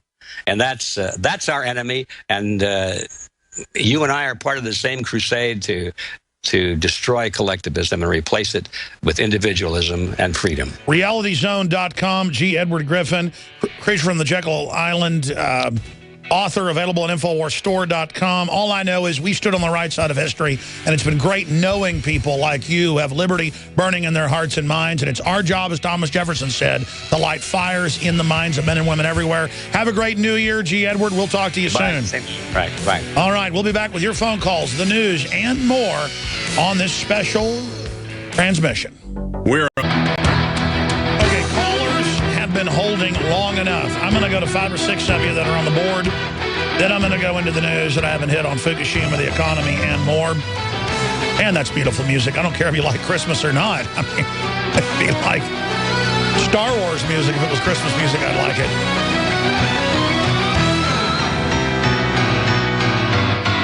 I get more sentimental about Christmas as I get older because all the memories of it.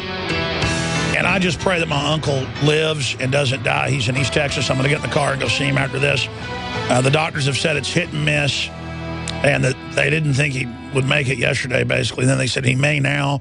He's made a turn back for the better, at least by the time I talked to my dad this morning, who's there. It's my mother's brother. And the only reason I talk about it is you realize what's really important at Christmas, especially when you've had family die, as his son did, and then he took care of him and got whatever this mystery illness is from him. So please pray for my uncle, who goes by Biff Hammond, but his name's William Forrest Hammond. Not the William Hammond that was a fake pilot or something. I was Googling that the other night and saw some other William Hammond. So it's not that William Hammond. But certainly pray for him. All that comes up from my uncle's an LSU, was it football player and track team. And that is the right William Hammond back, I think, in like 1964, before he went to Vietnam. But I'm going to go see him. And in fact, I meant to call my dad during that break. Then I got sidetracked because he didn't want to talk in front of my aunt this morning. Tell you, my life is so busy, I end up like trying to multitask while I'm on air and doing this at the same time, so I apologize for bringing that up. But the reason I brought it up is please continue to pray for everyone that's sick across the world. I think about how 15 million people, children, starve to death each year, another 20 million adults. That's the UN's own numbers. It's probably higher. And then I see the leftist organizations say, good, there's too many people. But if it was their family dying, it'd be the end of the world. It's just, I have empathy for small animals, for everybody. And it's not because I'm some wonderful person. I've got normal, hardwired empathy. So I'm not a monster. And I just have come to realize the people running things, they don't have any empathy except for themselves. And I'm just sick of them. President has enrolled in Obamacare. They call it symbolic. That just came out from the Washington Post.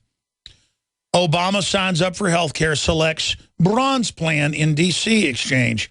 What a sick joke. And then buried in the article, it was symbolic. He has total presidential care by the military. And, I mean, this is just total crap. If you scroll down, you can see him in the big armored, the big armored SUV. I mean, is there no end? If you scroll down in that article, folks can see it.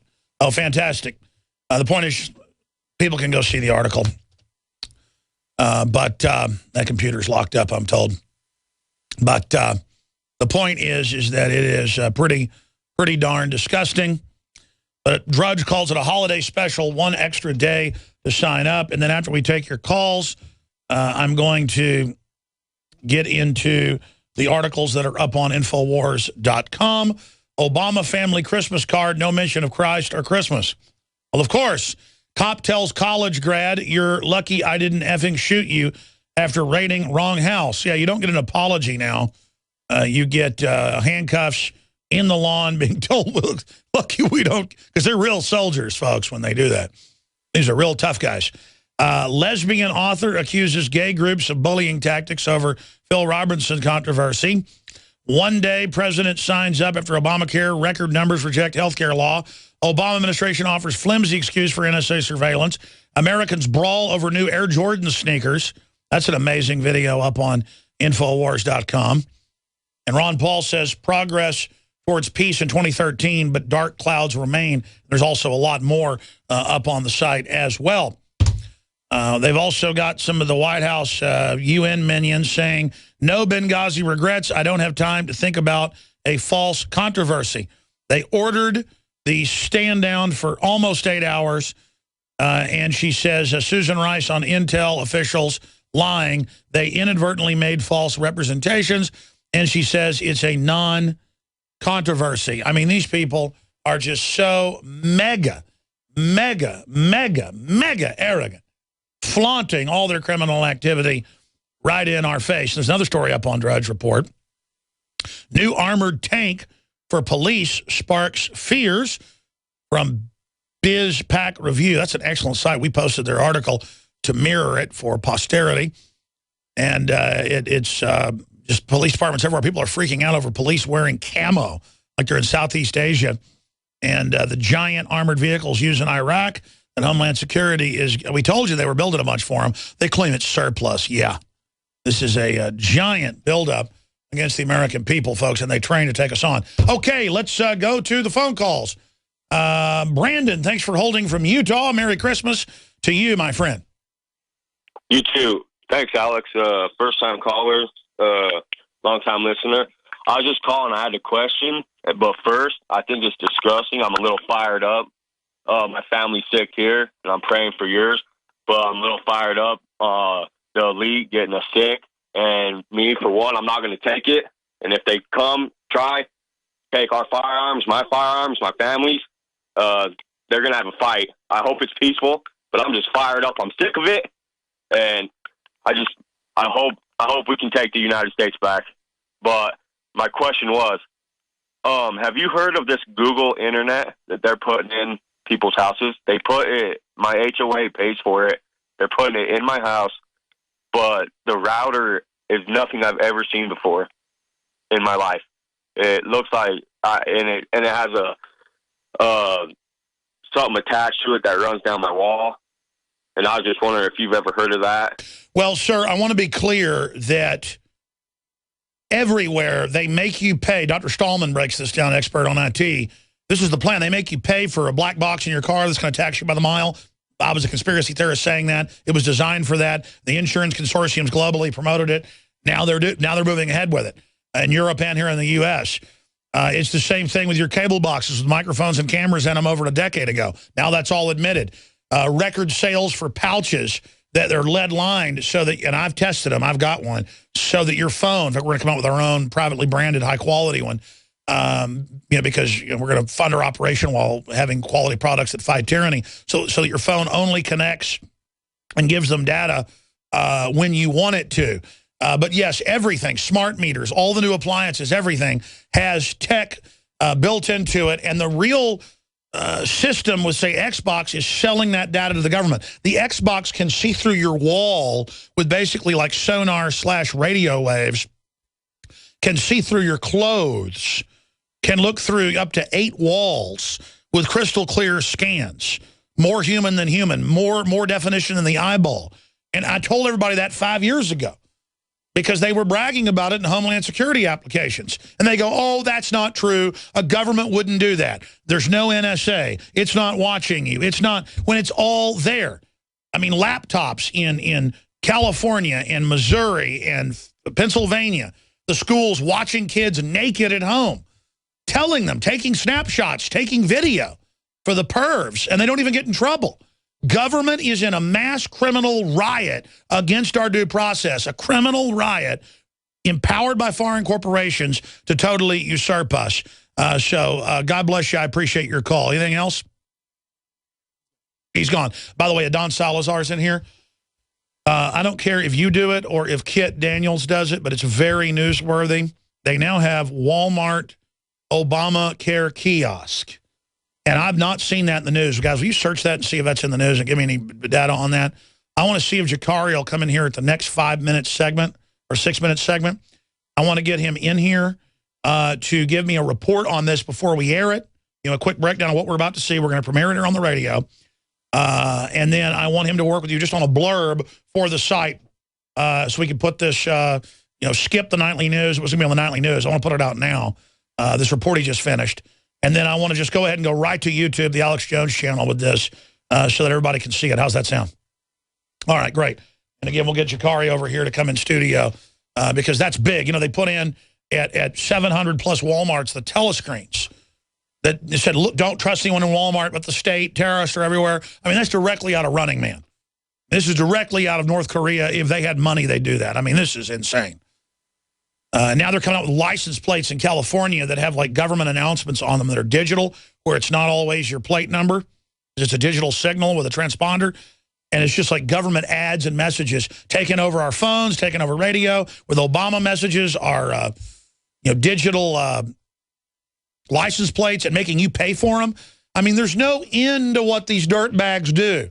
The sky's the limit. They have unlimited resources off the Industrial Revolution to literally build a hell pit. And people are like, oh, yeah, right, digital license plates. By the way, the government employees aren't going to have those, though. They're going to have the regular ones, and they're exempt from all the scanners. I mean, it's just total discrimination. Let's go to Iona in South Carolina. Thank you for holding. Go ahead. Hi, thanks for taking my call. I want you to know that you're the only one I listen to now. I used to listen to the others, but you are a straight shooter. You just don't fool around. So thanks for being that. Well, thank you. way. Listen, I'm too tired to think about what I'm going to say. I just say what I believe, what I know. I know, and that's great. I got to tell you, before I talk about Farrakhan and the Duck Dynasty guy, in 1975, I was in school in Kansas, and somebody handed me this, they called it a facsimile back then. I think it was a Moody newsletter, and it talked about the Beast. And the Beast was a 3-story computer in Belgium, and they said that it was built or being built to hold an identification for every person in the world. And that was back then. And I thought, well, that can't be because, third world countries, they're not going to have, that can't be true.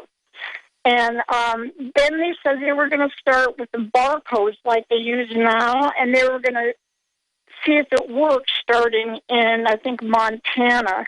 And then later on, they were going to give people tattoos and scan their tattoo when they went through the grocery line. So I thought, well, I don't doubt it's going to happen someday. But back then, I thought, not in my lifetime. And then Obama was elected. And when he was elected, it was like this really thick oppression I felt. And I thought, oh, my God, it's going to happen in my lifetime. So I understand what you were saying earlier today. I just wanted to say that first. Well, thank you so much, ma'am. I really appreciate, you breaking all that down and going over it here on air. And it's just sad to be in the clutches of evil, but it's what happens. God believes in universal law, and the universe, if you don't believe in God, you reap what you sow. What comes around goes around. And for every action, there's an equal and opposite reaction. We're not going to abort 53 million babies here and say they're not humans and didn't have rights, and not have it where old people then don't have rights, or young kids don't have rights, or property owners don't have rights. I mean, you let weak people get walked on, unborn, minorities, you name it, throughout history. What is done to the weak is going to be done to the strong later. And if you don't have empathy, if we don't have empathy for an unborn child or for a chicken in a factory farm, we're going to end up having deadly plagues produced in those unnatural factory farms. And it's going to kill us, probably by the hundreds of millions. And it's the same deal with abortion. I mean, it's just like whatever you allow to happen to other creatures is going to happen to you or your kids. And that's what you call God-fearing.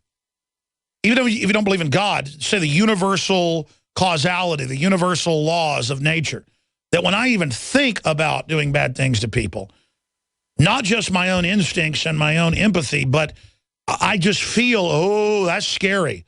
Ooh, I don't want to do bad things to people because I wouldn't want that done to me. And that's my connection to everybody else feeling their pain. And these psychopaths, they don't feel people's pain. Oh, they'll tell you they feel your pain, but they don't really feel your pain. God bless you. I appreciate your call. Great points. And Jakari Jackson's going to be coming in at the next segment to introduce his piece here on air. Okay, let's go ahead and talk to Jim in Texas. Jim, you're on the air. Go ahead. How are you, Alex? I'm good. Yeah, I just wanted to call in today because on December 19th, they ended up, our good old Congress ended up passing the NDAA, which I don't hear any of the mainstream media talking about. Indefinite, detention of American citizens without trial.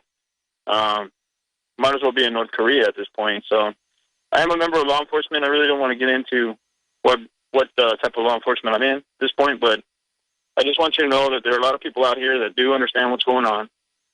And we have a constitution. We took an oath for a reason. And no matter what happens, I think people are going to take as much as they're going to take until things finally break down to the point where people have to act. But there are a lot of people out here that are understanding what's going on. And we are in positions where when the right time comes along, the actions have to be taken. And I just hope that there are others out there in law enforcement and the military that think about the oath that they took, the promise that we made, because it does mean something. It certainly does, and God bless you. And, you know, that's the sad thing. I know most of the military I talk to are awake more than the public. Police, on average, are more awake than the general public. But then we also see a lot of the really bad examples out of the police because it's the federalization and the globalization. But there is a backlash by police all over the country saying they're not going to enforce unconstitutional gun laws. People can say, well, you can't pick and choose laws. Well, if a law is unconstitutional and obviously abhorrent, it's not a right, it's a duty to say no to it. So what percentage of the people you talk to on average, just a kind of quick idea, what percentage of the folks you're talking to are starting to wake up that things are not going well? Oh, he hung up. He wanted to make his statement and go. All right, well, I hear you. Good points that you made there. Alan and others, we're going to go to you after the break, after we talk to Jakari, do a little bit of overdrive, but you've been holding so long, I'll go to you, and then Chris and Ed and Jerry. I'll try to get to all those. But Jakari Jackson's going to pop in with a Walmart connection to Walmart and Obamacare. And I did a search on this and can find nothing on it except for an article that's Walmart installs Obamacare RFID chip scanning health machines. That's pretty crazy. But that's not the angle that Jakari's going with. So we've done a search and can find nothing about Walmart Obamacare kiosks. But we have a reporter, I believe, is breaking news then on the other side of this quick break. Please don't forget the news websites, Infowars.com, Prisonplanet.com. You can follow us on Twitter at RealAlexJones, and we have InfoWarsLife.com with simply amazing health supplements. For over 5 years, Jakari Jackson joins us. Walmart itself is promoting these new Obamacare kiosks, and the headline in the video just went up on Infowars.com. If you want to be able to go look at it and see the video for yourself, creepy Obamacare pod found in Walmart. And that is from Kiosk Marketplace with a Walmart press release when this first broke yesterday. And now we've got a video for you. Briefly introducing it, Jakari Jackson. Report about the kiosk at Walmart. I went to go check it out myself because I heard they had RFIDs in the original report. So I went to check it out. I didn't find any RFIDs, but I did find some other very interesting aspects about these Obamacare pods. I think they're saying it can read RFID. And a lot of the new credit cards have those. Yes, you know, I couldn't confirm that because I didn't have anything to scan with under the scanner, but it did have some type of scanner. Amazing. Here's Jakari Jackson's report. To Walmart, but when I do, it's to get a story.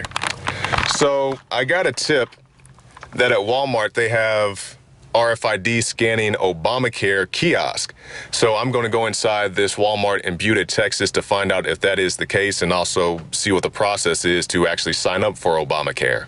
The Affordable Care Act, also known as Obamacare, was passed in 2010. And the law makes health insurance available to more people with the hope that they will be able to get the care they need. Please place your left arm into the blood pressure cuff. The blood pressure test is starting. The blood pressure cuff will tighten around your arm. Please answer the question.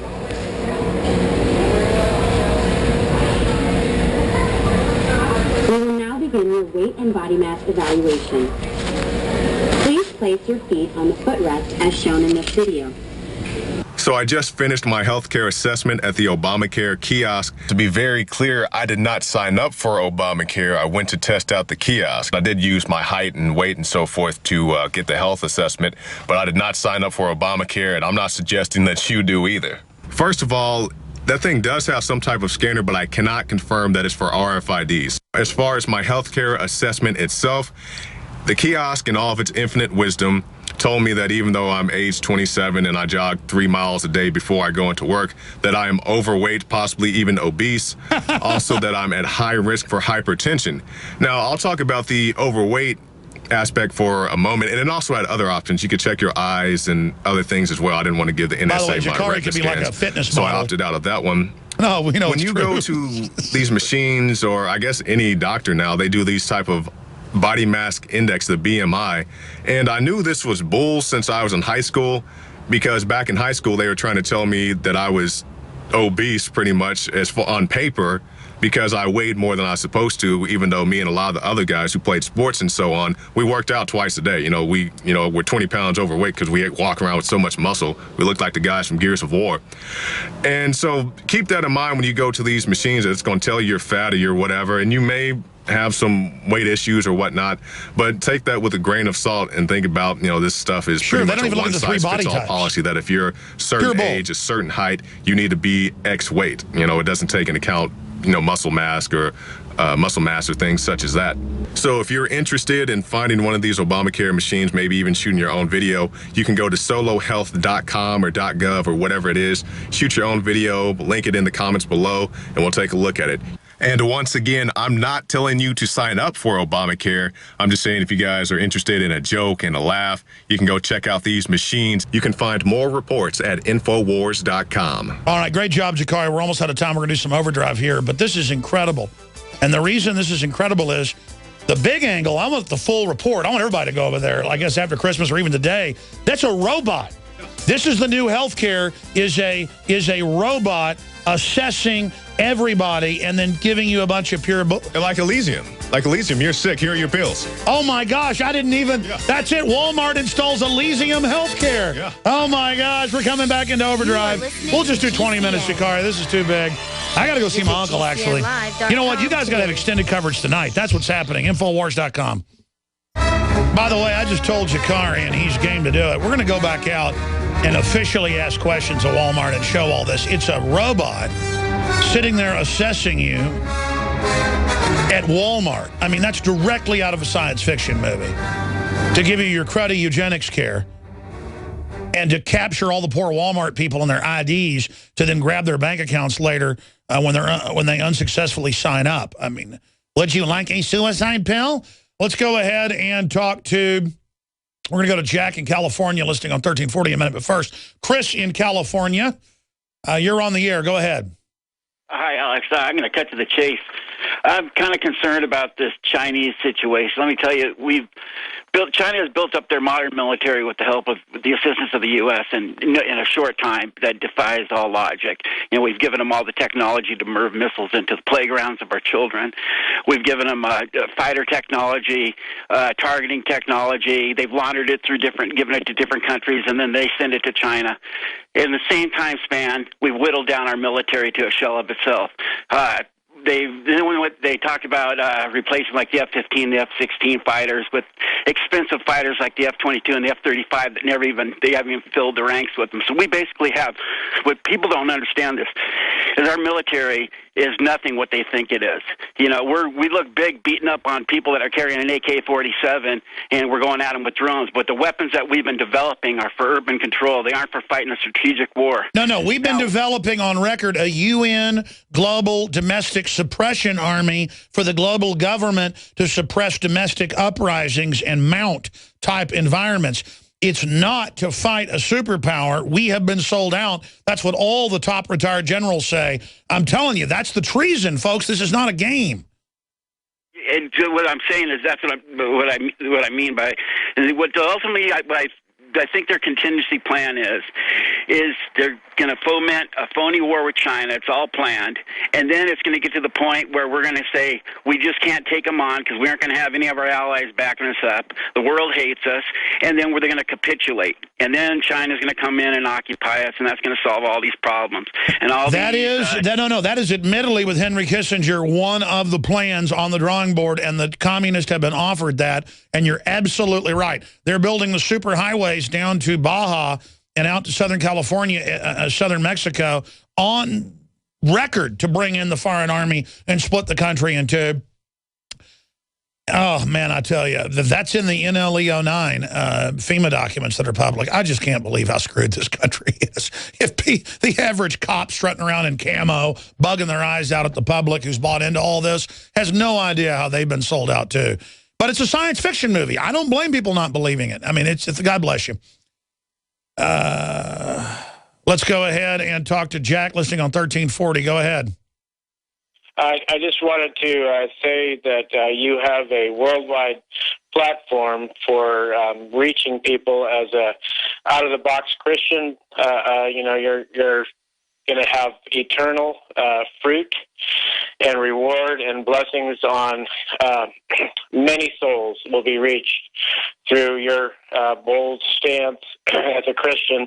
I just want to encourage you that keep it up. I love your passion, and I love it's kind of the spirit of John the Baptist, fighting tyranny and speaking out against the evil, and you got the right understanding of Romans 13.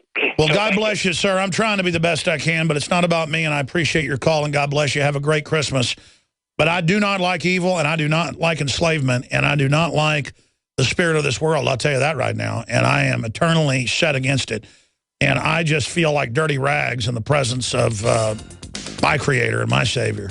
I can feel God's presence, and that's why anybody who has the spiritual discernment feels like a dirty rag, because you're in the presence of such goodness. But then you look at the evil, and it's just like, oh my gosh, how can they be doing this? Because all the sins they tell us about, the little ones, I'm not saying they're good, but that's to make us feel guilty and bad so the evil can just take over.